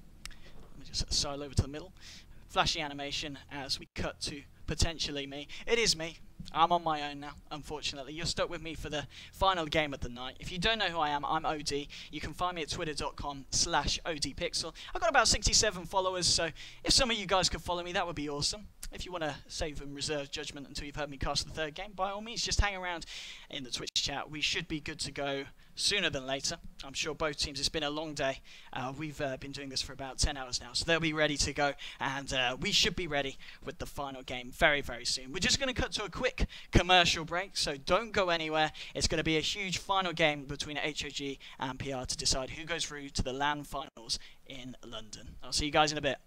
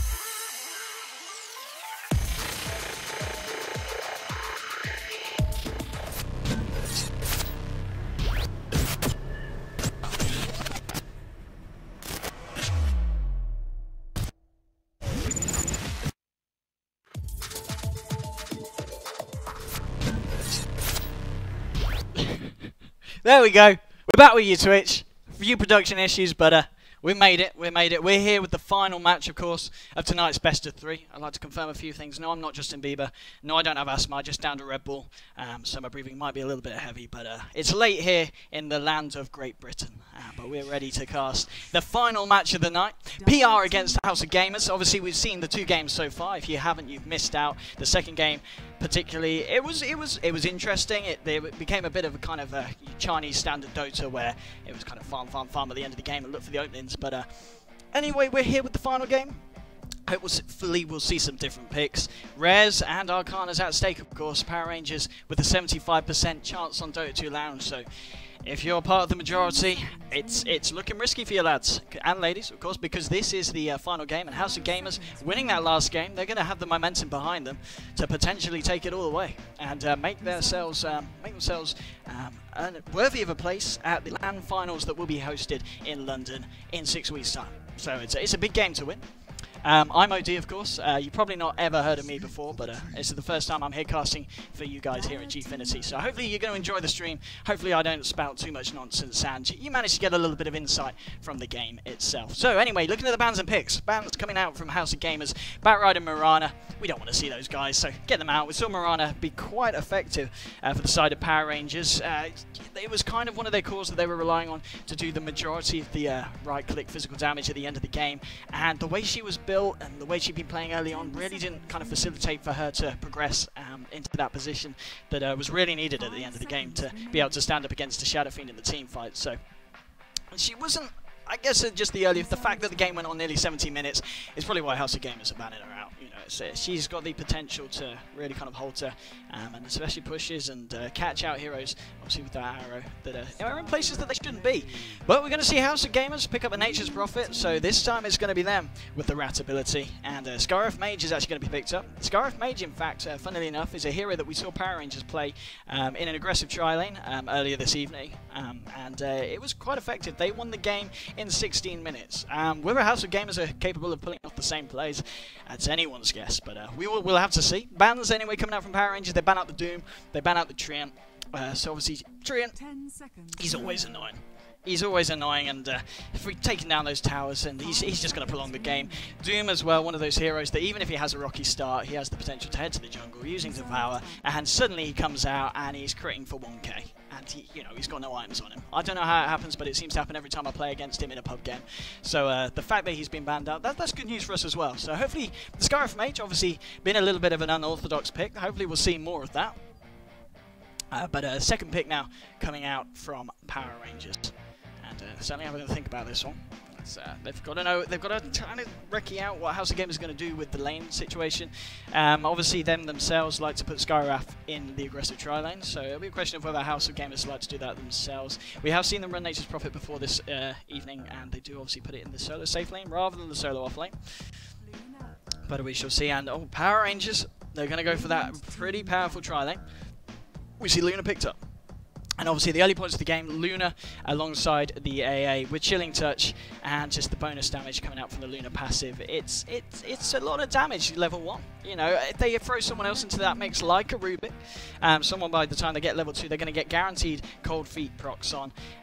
There's definitely a huge killing potential in that lane. And if they end up putting up the tri-lane against the tri-lane of House of Gamers with a Scarif Mage in, I mean, I know Scarif Mage has got huge range with his attacks, but it's still... If they catch him, they're really going to catch him. He's going to melt to a few hits from the glaives of Luna and the right clicks of AA once they're boosted by the Chilling Touch. And so bands coming out. We're going to see the Tide band out from House of Gamers, a hero the Power Rangers managed to prove to be quite effective with in the last game. We saw him obviously get the double Ravage online with the refreshes. A bit more of an interesting build going for the treads rather than the mana boots, which proved for him to have a little bit of mana issues when he first got the double O online. But he managed to persevere and get it off in a few good situations. Playing up against the Disruptor though, it was hard because as soon as the first one came out, if he hadn't caught the Disruptor, there would be an instant Static Storm placed down on his head. And bans from Power Rangers are going to ban out the Brewmaster, which is refreshing. We've seen a lot of Brew this evening. We're not going to see him again, apart from his little picture there on the side of the page in the ban list, which is it's where we like to see him after we've seen him Brew, because he's entertaining to watch, but it's a bit of the same old go mid, get the blink, get the Aghanims, run around, turn into 3 things and run away. Venge is going to also get banned out by Power Rangers, which, interestingly to note, is part of the tri-lane that Power Rangers ran with the Skywrath Mage. So perhaps worried that House of Game is stealing the playstyle of Power Rangers and not wanting them to use it against them, because obviously as a team that does like to run the aggressive tri-lane with the Venge and giving Venge the carry position. That's what Power Rangers are known for doing. One of the only teams that I know that do successfully run that and put the Venge in the farming position. But no, they're taken out of the pool. Tinker's going to get banned out as well. Another hero that we've actually seen a lot of play in these European qualifiers tonight. And a hero that, again, can prolong the game, even if the rest of his team is playing like trash. Go and watch Dendy's pub stream, and you'll know what I mean. There's definitely the potential for one player to carry the game as Tinker quite easily. Dragon Knight is going to be their potentially mid pickup for the side of House of Gamers, and Lycan, not quite sure how it happened, but he's got through the draft and they're going to be able to pick him up as well. So obviously Lycan with the Howl and with the pushing power of the Nature's Prophet, they've got the power to push down those towers really quickly at the earliest and mid stage of the game. At the moment, Power Rangers pushing power. They've got the Luna, but for Luna to do a significant amount of damage to a tower, she's going to need a little bit of farm under her belt and certainly a few levels in the, is it Luna Blessing? I always get them mixed up. It is Luna Blessing. I shouldn't doubt myself. In the Luna Blessing passive. And they're about they'll be able to take down towers at a quick rate, and obviously as soon as Luna gets into the base with the Manta Stars, with the glaives, bouncing glaives maxed out, yeah, say goodbye to your Axe, say goodbye to your Tier 4, say goodbye to your Ancient. But it's just a question of getting that farm on Luna, and with a House of Gamers, are going to be able to shut her down early enough and stop her from essentially snowballing and trying to prevent the level 6 coming online as long as they can, because as soon as that level 6 comes out, somebody is going to die. Pickfall now coming up from Power Rangers. Times are being taken here. It's a lot at stake. I mean, these two teams playing for an invite to the biggest, the biggest UK Dota tournament we have had here over on our little island. So yeah, both teams are going to be playing as hard as they can. Obviously, PR, the favourites. If you join us from Dota 2 Lounge, obviously they have got that 75% rate of rares to win and Arcanas, but potentially this could be a huge upset. Rares could be lost.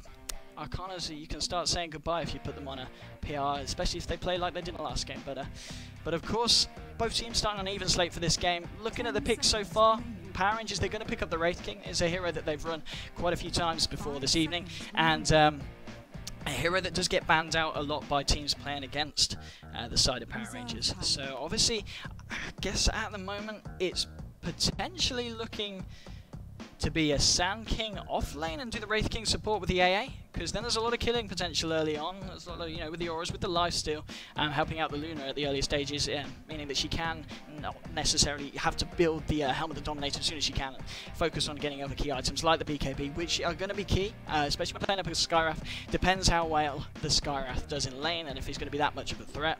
But no, PR's laning and the composition possible with what they've picked so far is definitely a few potential different scenarios that they could go and run with. So final ban now for House of Gamers. Really at the moment they probably want to be looking to ban out the mid hero. I can't really see any of the heroes so far on the side of PR being put in the mid role. At least not in a safe and secure situation. But we'll see. Actually thinking about it, PR might run an aggressive tri-lane with the Luna, with the AA and the Sand King, and pop the Wraith King on the solo safe lane. That's I think that's entirely possible as well. But as always, with kind of the way the PR picks, it's always up to, well, what they like to leave it very open. I mean, we've got the predictions wrong with regards to what PR has had in terms of where they're going to lane quite a few times tonight. So I'm going to try and not trip over myself and predict anything too assertively, because I'll probably be wrong. Now, final ban coming out from PR. They are going to ban out the Dazzle. I guess with the Lycan. Dazzle's pretty nice in combination, obviously giving him that boosted armor and the ability to chase down heroes past the towers once he pops his true form, and also really good against heroes like Luna, obviously an energy hero which do heavily rely on their armor because they're not necessarily going to be building tanky items until we see something like a Satanic come out on her, so nothing too surprising there with the bans. And in terms of lanes, when we look at House of Gamers, we can imagine see the Dragon Knight mid, Nature's Prophet probably on the off lane in this scenario, and Lycan being safely farmed up and guarded by the Skywrath Mage support, and potentially this final support they're going to pick out now. They're going to go greedy. House of Gamers are going to pick up an Enchantress, so that's their jungler. So Obviously, Lycan does benefit from having a bit of space in the lane and getting those levels quick because he does need that level 6. But, I mean, he's going to be playing against, so far, 2 reliable, pretty good stuns coming out from the Sand King with the Burrow Strike and Wraith King with the Wraithfire Blast. So there's a couple of things to hold him in place, and if they chain those 2 stuns nicely, that's going to be more than enough time for the AA to kick in with the Cold Feet. But now, final pick coming out from Power Rangers. This is going to be it. So it's going to be a Clockwork. So, is it going to be a Wraith King mid? Are they going to put the AA mid, try and look for the quick ult? Because possibly that. Possibly put the AA mid. It's obviously a pretty risky hero, very susceptible to getting ganked, but when you're playing against a pushing lineup of Natures, Enchantress and Lycan, heroes that are going to be trying to take down towers as quick as they can, having that level 6 online early can be very, very key when playing against those types of heroes. So, without any further ado, we are ready to go into the game. I think we're potentially going to be stuck on the hero selector screen for a little bit because production have headed off to get a drink or to the toilet. So you guys can see me for a bit.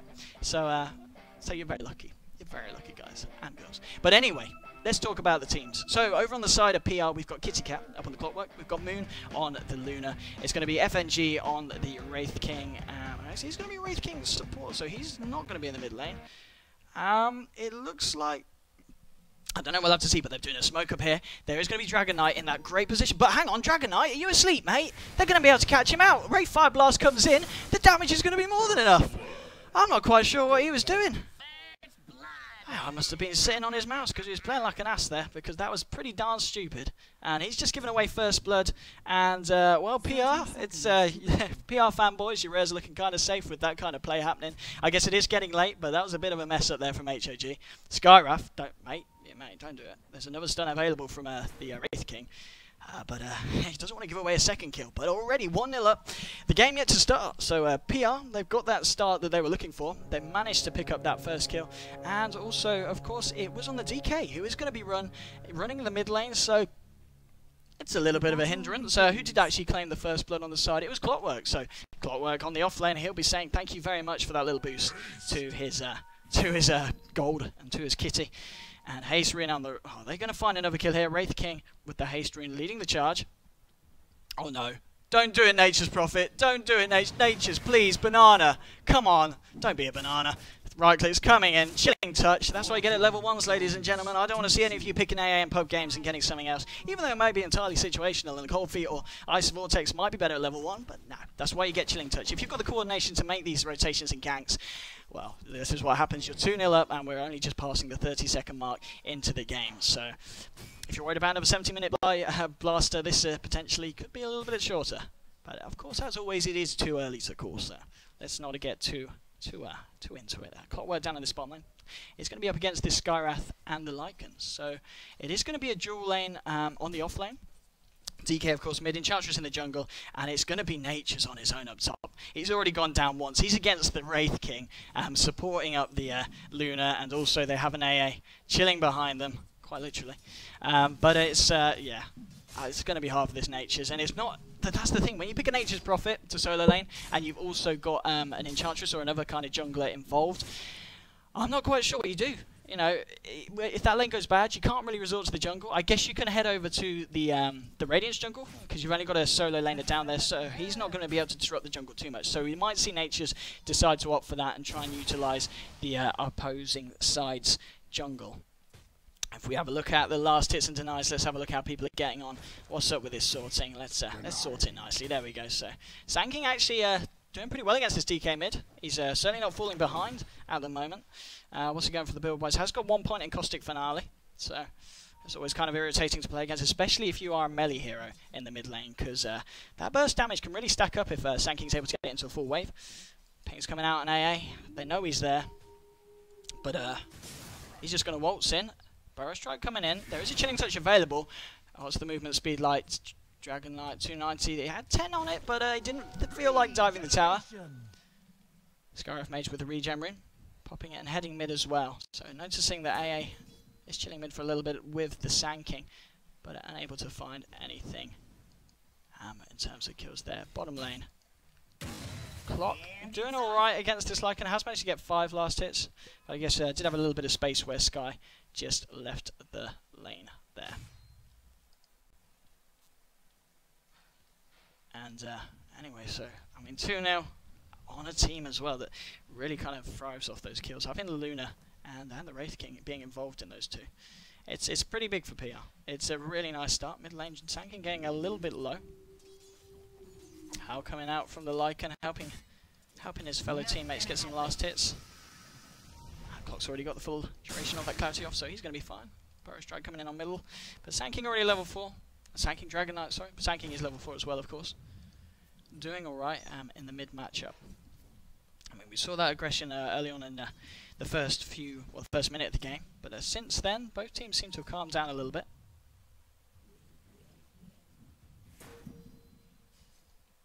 Ping's coming out on the Luna, but I'm not quite sure Luna can do anything on his own. Enchantress is coming around, has got the Troll Trap up. Nature's Prophet creeps there at Treants as well. Wraith Fire Blast is going to get thrown back, though, at Nature's Prophet. In fact, Wraith King going straight in. He's going balls deep.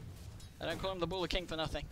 But yeah, with the amount of harassment coming from the summons, he's going to have to head back, and Chant thrown down on the Luna, but not really anything to follow up. Didn't look like they had another Troll Trap available quite yet. No, it's only just come off cooldown, so nothing else to hold in position. Mid lane, DK is really not wanting to let the Sanking go away. Oh, Burrow struck up to the high ground. Oh no!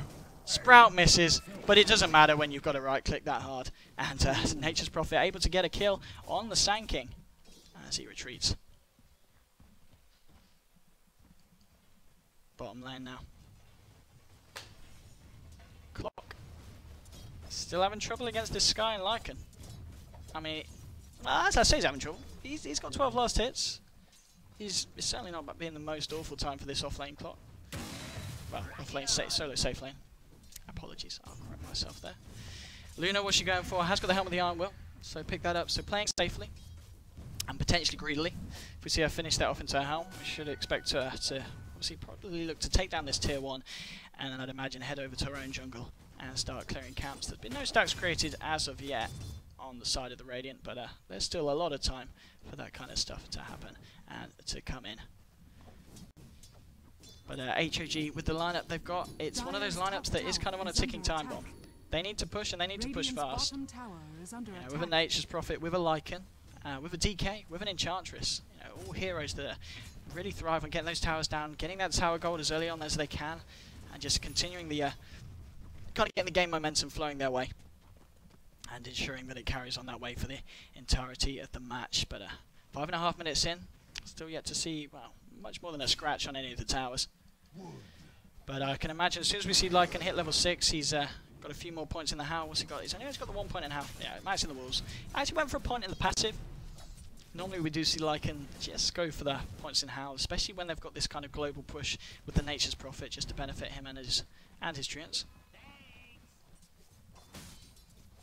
Mid lane looks like Sanking, after picking up Boots and Bassi, he's going to probably go straight for the Blink.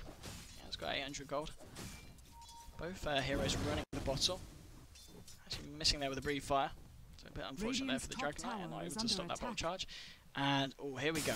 So, stun from the Burrow Strike. GK was trying to go for the regen rune. They haven't got enough damage to take him down, though. He's just a little bit too tanky.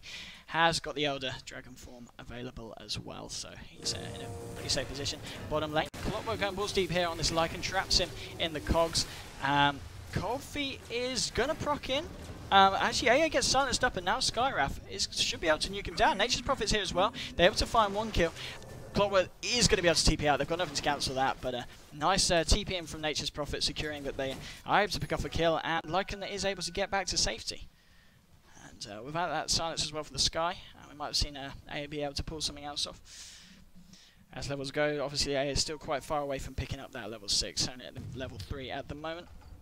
Clock has hit level 6, heading to the middle lane now as well, so perhaps going to look to try and find a pick off on this DK, who in terms of last hitting, doing very well at the moment, top of the board for HOG.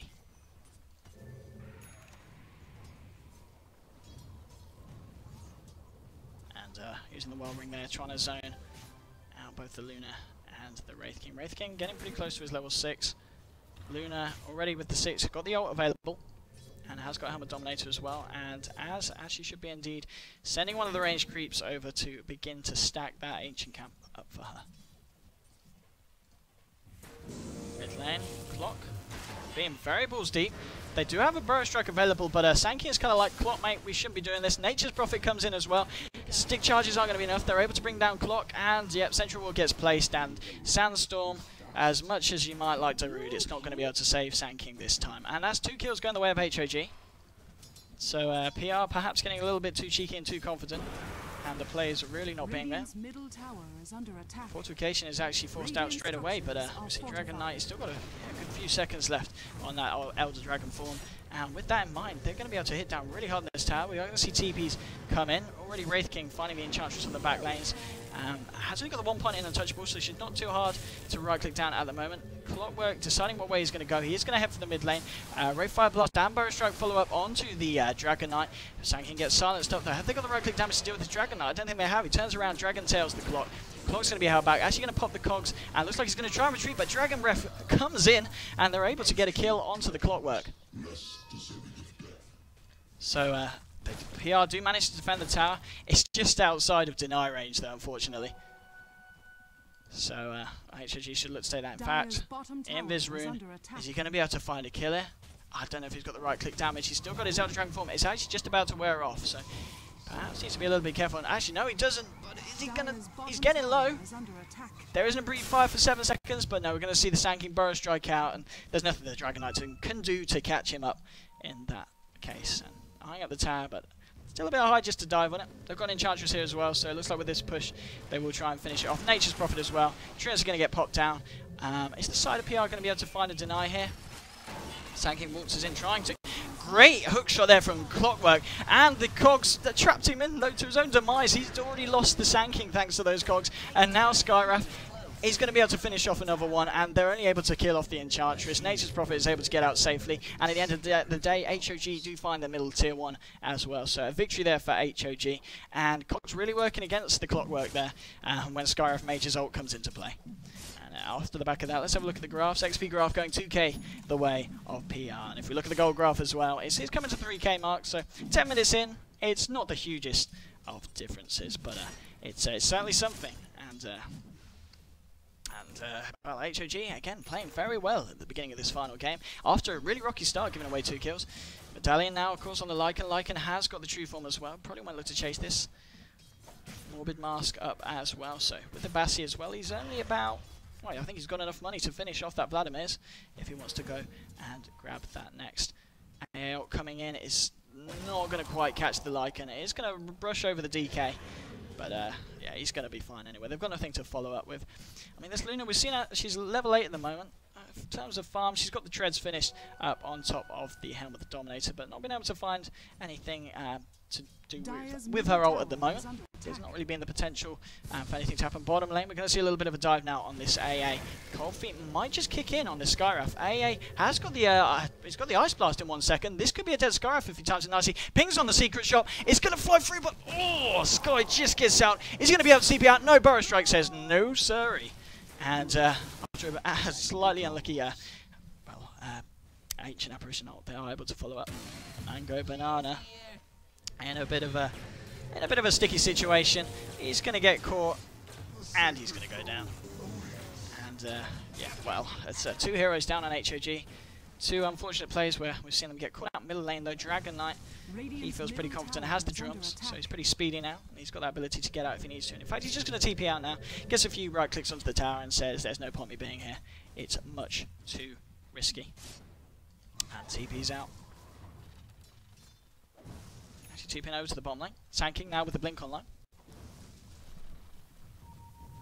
Ice Blast coming, oh no, not the Ice Blast, the blinking rocket flare from Clockwork.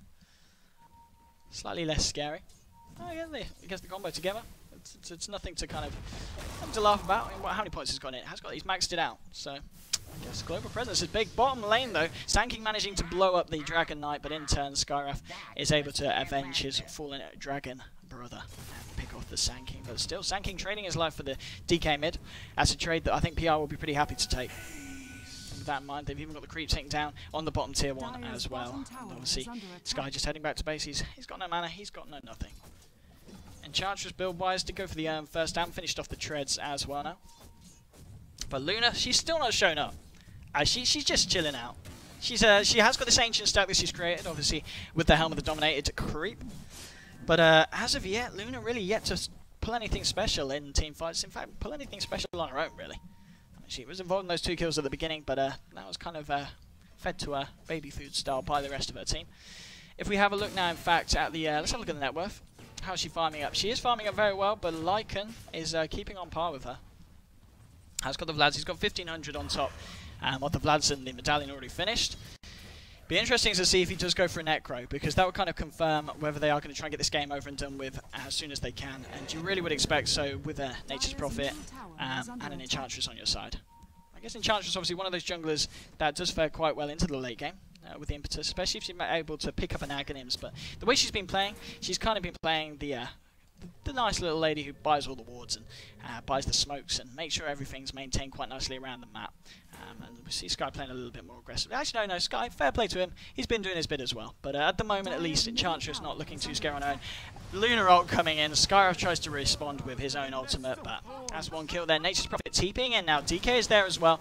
Luna could be in the spot above her. She is going for the greedy build. She's got the Helm of the Dominator, and she's going to be building the Yasha next, but she might want to think about that next time she plays Luna. Not having the BKB and going out like that on her own. Slightly questionable. She does fall. Nature's Prophet is not going to tick out to that Ice Blast, but no, he is now. Sand King blinks in, catches both him and the Enchantress with a nice Burrow Strike, using the Sandstorm to Darude it out of there. And Dragon Knight's just only able to watch on as his bearded tree man, who likes to appear in places where he shouldn't, goes down. 8-9 at the moment, 14 minutes in. Both teams looking in a good position. Graph-wise, bang on 0. Gold-wise, it's 2.5k, but it's only 2.5k. It is a close game.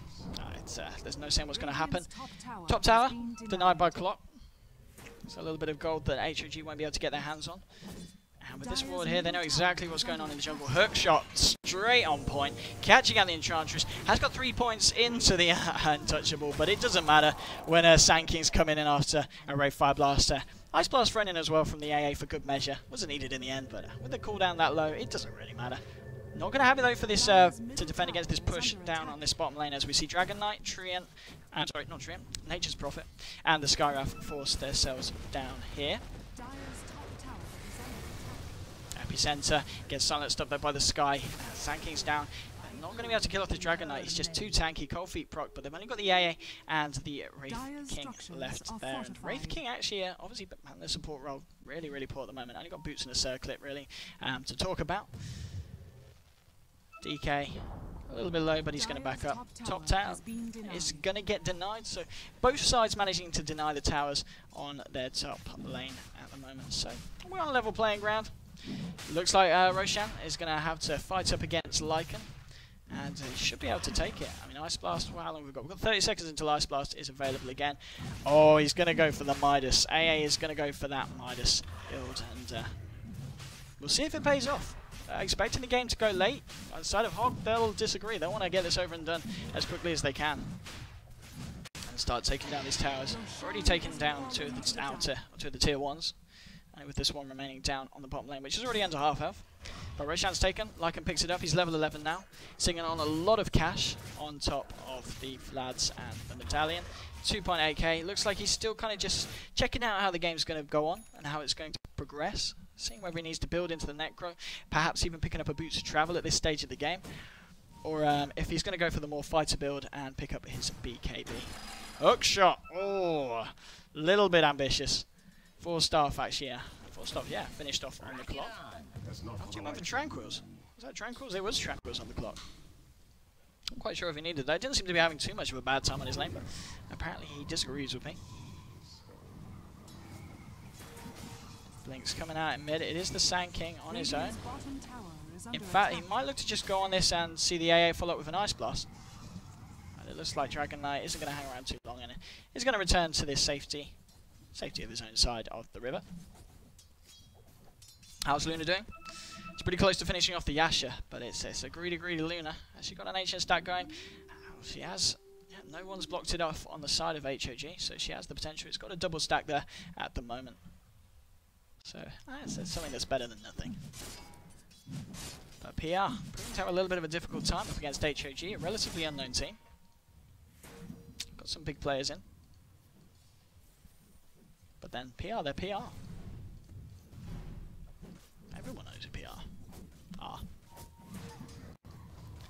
Sand King actually gonna possibly go for his Aghanim Scepter next. Oh, hang on, when this jungle Ice Blast comes in, that should be enough to kill the Skywrath, and Clock's able to TP out.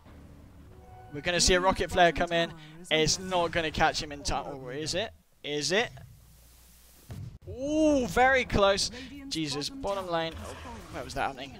Oh, jeez, we missed a kill on Luna whilst we were watching that Rocket Flare come in. Looks like DK's going to be able to pick up a double kill as well. And, oh no, this is bad for PR. That little stack, even though it was only a double stack, he's going to be taken by the side of HOG. And yeah, bringing down the Luna as well. Again, punishing this quite greedy farm-related build she was going for. Ping's coming out in the clockwork. Hasn't got a hook shot for 30 seconds. Needs to be very careful here. But no, he's going to be able to get out safely.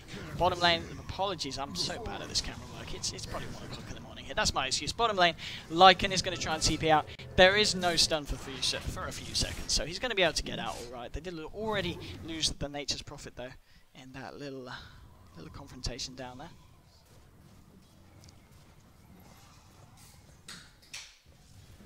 And, well, let's have a look at the graphs. 4K. And gold is on coming up to the 7.5k. So HOG still, you know, showing their dominance and keeping a hold on this game as it goes at the moment. Both teams still yet to break the tier 2s, but with only 2 tier 1, well actually 1 tier 1 down on the side of HOG. They're certainly putting their pushing power to use. 20 minutes in, their lineup is still incredibly relevant. But it's just as we get later and we see the Luna get the farm, but I mean at the moment, how many times have they managed to bring down the Luna? They have brought her down twice, so they are managing to slow down the farm considerably. Impetus coming out of the Sand King. He's fine, he's got Sandstorm, he's got Burrow Strike. But, oh, hook shot though, bit off the mark there. And now DK getting the Dragon Tail onto the Sand King, but the Cogs popping back the Enchantress. And the Force Staff as well from the Clock, keeping the Sand King alive. Clock might end up paying with his own life though, as Skywrath comes in for the intervention and brings him down. In fact, oh geez, how did Clock die? It was Nature's Prophet. Nature's Prophet was there. No, it wasn't. Sorry, it was... oh, it looks like DK managed to find him and catch up with him. And DK now with a BKB as well. So DK really ready to fight now, ready to push and fight and take down these towers and kind of hold his position and ensure that he's able to get them down. I mean, tier 2, it's open for business. Wraith King, Sand King as well. They're going to go for the Burrow Strike. They do get it. Wraith Fire Blast comes in as well. AA with the ultimate flying in. It is going to connect on the DK. DK's just going to continue and fight up. Nature's Prophet TPing in. Has got a level 2 Necromonicon as well. They do bring down the Sand King. Now we see 4 of the members of HOG center around this tower now. Now the Dragon Form is going to wear off pretty soon, but he's got a regeneration rune. So he's going to be able to head straight down the lane again. Bottom lane though, Lycan doing what he does best, beginning to apply pressure down here. Hasn't got the ultimate for 10 seconds, so potentially needs to be a little bit careful. He's going to just pop the BKB. Okay. Why not? It's a bit questionable. Perhaps he was a bit wary of maybe a blinking from the Wraith King, but Wraith King's a little bit poor for a blink at this stage. They haven't really got the initiation other than the hook shot and the blink on the Sand King. The Sand King was down, so not quite sure what the Lycan was incredibly worried about there. I don't think the Clock could have solo killed him, even if he had the hook shot off cooldown. Lycan just returned to pushing on this bottom tower there. And new set of walls and the Howl pops as well. Trying to do what he can. The Clockwork heading in, trying to bend back the summons. Treants with the Howl on them at the moment. Can you get them on the tower? Doesn't look like he can with this Wraith King here, defending the push. But ladies and gentlemen, 10-15 now at the moment. Point is going the way of HOG. This, of course, is the final game of the night.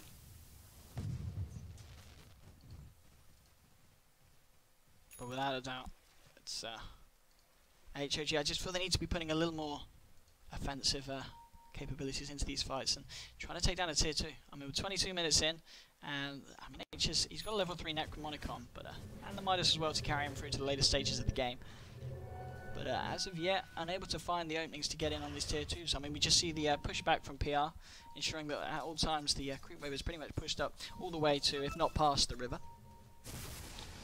Luna on her own up on this top lane. She's going to have follow-up, and Wraith King now has the blink. So, oh, hang on though. big stomp there from the Centaur, taken over by the Enchantress, of course. And they've already shut down the AA and the Sand King for, well, 30 seconds and 50 seconds respectively. So a great pick off there. Great play from the Enchantress. She's now hit level 11, and with that money in the kitty, she's well, nearly going to be able to pick up the third part of her Aghanim Scepter. And that's going to come online pretty soon. We'll probably see that as the game hits the 26-minute mark at the latest. Mid lane. Questionable TP in there from the Clockwork. Damage is going to start being dealt. The Impetus already, though, doing so much damage. And that's 3 heroes down on the side of PR, and that's going to give HOG the space to push down, take their first tier 2, in fact, probably take their second. On this bottom lane, there's a Lycan and an Nature's Prophet that PR have to deal with. And with the Howl activated and no fortification up for the side of PR, this tower's looking in a bit of a sticky situation, and they are going to be able to bring that one down as well. That's a second tier 2 down for the side of HOG. And with that in mind, we'll have a look at the graphs in a minute, but that should have pushed it up quite nicely. In terms of HOG's advantage. Roshan's, it's a longer respawn time on Roshan, so unfortunately for the side of HOG, who are very good with the line that they've got at taking Roshan at a fast pace. They're not going to be able to grab that for a few more minutes. Looks like Sky with the Vitality, I guess he's going to go for a... Are we going to see a Rod of Atos, or is he... I don't think he'll go straight for the Bloodstone. Go for the Bloodstone Aghanim's ult spam? It's unlikely. Rod of Atos, I guess, quite nice at catching down his key heroes such as the Luna, especially when she hasn't got a BKB. He has got the Manta Star, so should be able to remove it if they do decide to go for the Rod. But I've got to apologise, not too familiar with Sky builds. Not really a hero that you tend to see that often. Does sometimes get picked up in kind of these niche kind of gameplay and strategic situations that teams find themselves in. Dragon Knight though with the Reaver now on top of the BKB. So this is one tanky move. Top lane, hook shot in, gets silenced up straight away, not even going to be able to get the cogs out. In fact, he might die. Impetus damage coming through, they're able to pick off the clock. BKB popped by the Lycan, the chase is on. He brings down the air with a huge crit before he can even TP away, and now he's onto the Sand King. Sand King with the blink though, is he able to get out? And Luna, she's stuck up here. I don't know if they know she's here. I don't think they do. She hasn't got a TP. Well, Luna's going to have to chill there for a little bit. Is she going to micro a TP to her on the courier? It doesn't look like she is. I think she's just going to be stuck until backup comes. But there's not going to be any backup when Nature's Prophet and Enchantress decide to push the lane that you're hiding behind. It looks like Luna's got time to go and head off and have a coffee break. So here we go. She's just chilling in the jungle. But it's going to slow down her farm, if anything. She is able to make her way out through the Greetways and pick up a TP scroll and head out. Top tier 2, though, taking a little bit of the beating. Necromonicons, of course, obviously from the Nature's Prophet alongside the Treants, doing a significant amount of damage. Clockwork coming in, trying to do what he can, bless him. The Midas on the AA is certainly not beginning to pay off quite so yet. I do manage to save the tower here. And Roshan is up, and Lycan, he's already got it. And there we go. Lycan picks up the Aegis for the second time this game. And Necro 3 already finished on him as well, on top of the BKB. So for a 26-minute Lycan, he's certainly not in a bad position. I mean, if we have a look at the net worth at the moment on the heroes, I mean, you just see the amount of money on the side of HOG. 1,400, 1,300, 1,200 on the DK, the Lycan, and the Nature's Prophet, respectively. Top of the board for PR, we do have Luna on the 10k, but then again, the next person down is 7k for the side of PR on the Sand King, so the Russians looking pretty poor this game. And Luna, on her own up here, only got the Manta, should be able to take off that slow, but now Nature's Prophet comes in, should be able to find the Sprout. Luna TPing out though, they haven't got anything to cancel it, so the risky plays essentially paid off in the sense that she was okay to get out. And I guess that's the thing. The only way they've got of stopping these TPs is the Dragon Knight. And, as they can see obviously here, Dragon Knight stealing their Ancients with this Observer here. They were able to let the Luna push in pretty aggressively. And knowing that nothing was going to be able to stop her from getting out. And at the moment at least, especially with the Lycan not there with true form, there's not enough right click damage to bring her down before she's able to get the TP channeling off. Looking at the mid lane now. We see 3 of them, and Chartreuse, Skywrath, and Lycan.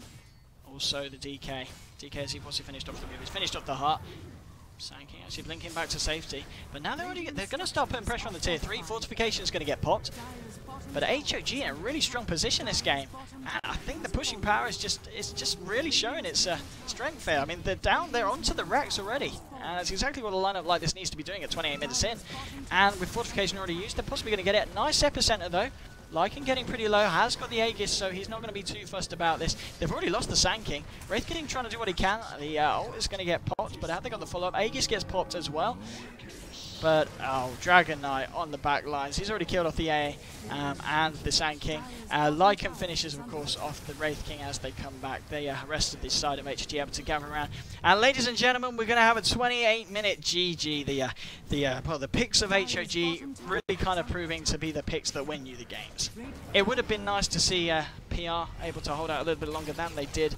But at the end of the day, HOG had the better picks. And well, that's a lot of rares that are going to be lost tonight, ladies and gentlemen. So, commiserations if you were part of the 75% there with the betting. But hopefully you enjoyed the game. And if you're part of the 25%, I guess drinks are on you tonight. As always, that is it for this evening, ladies and gentlemen. Thank you very much for tuning into us here at the Gfinity Studios in London. We hope you've enjoyed the show, obviously with me at the later portions, and Durka and Joe's show. You can obviously follow us all on our Twitters. If you want to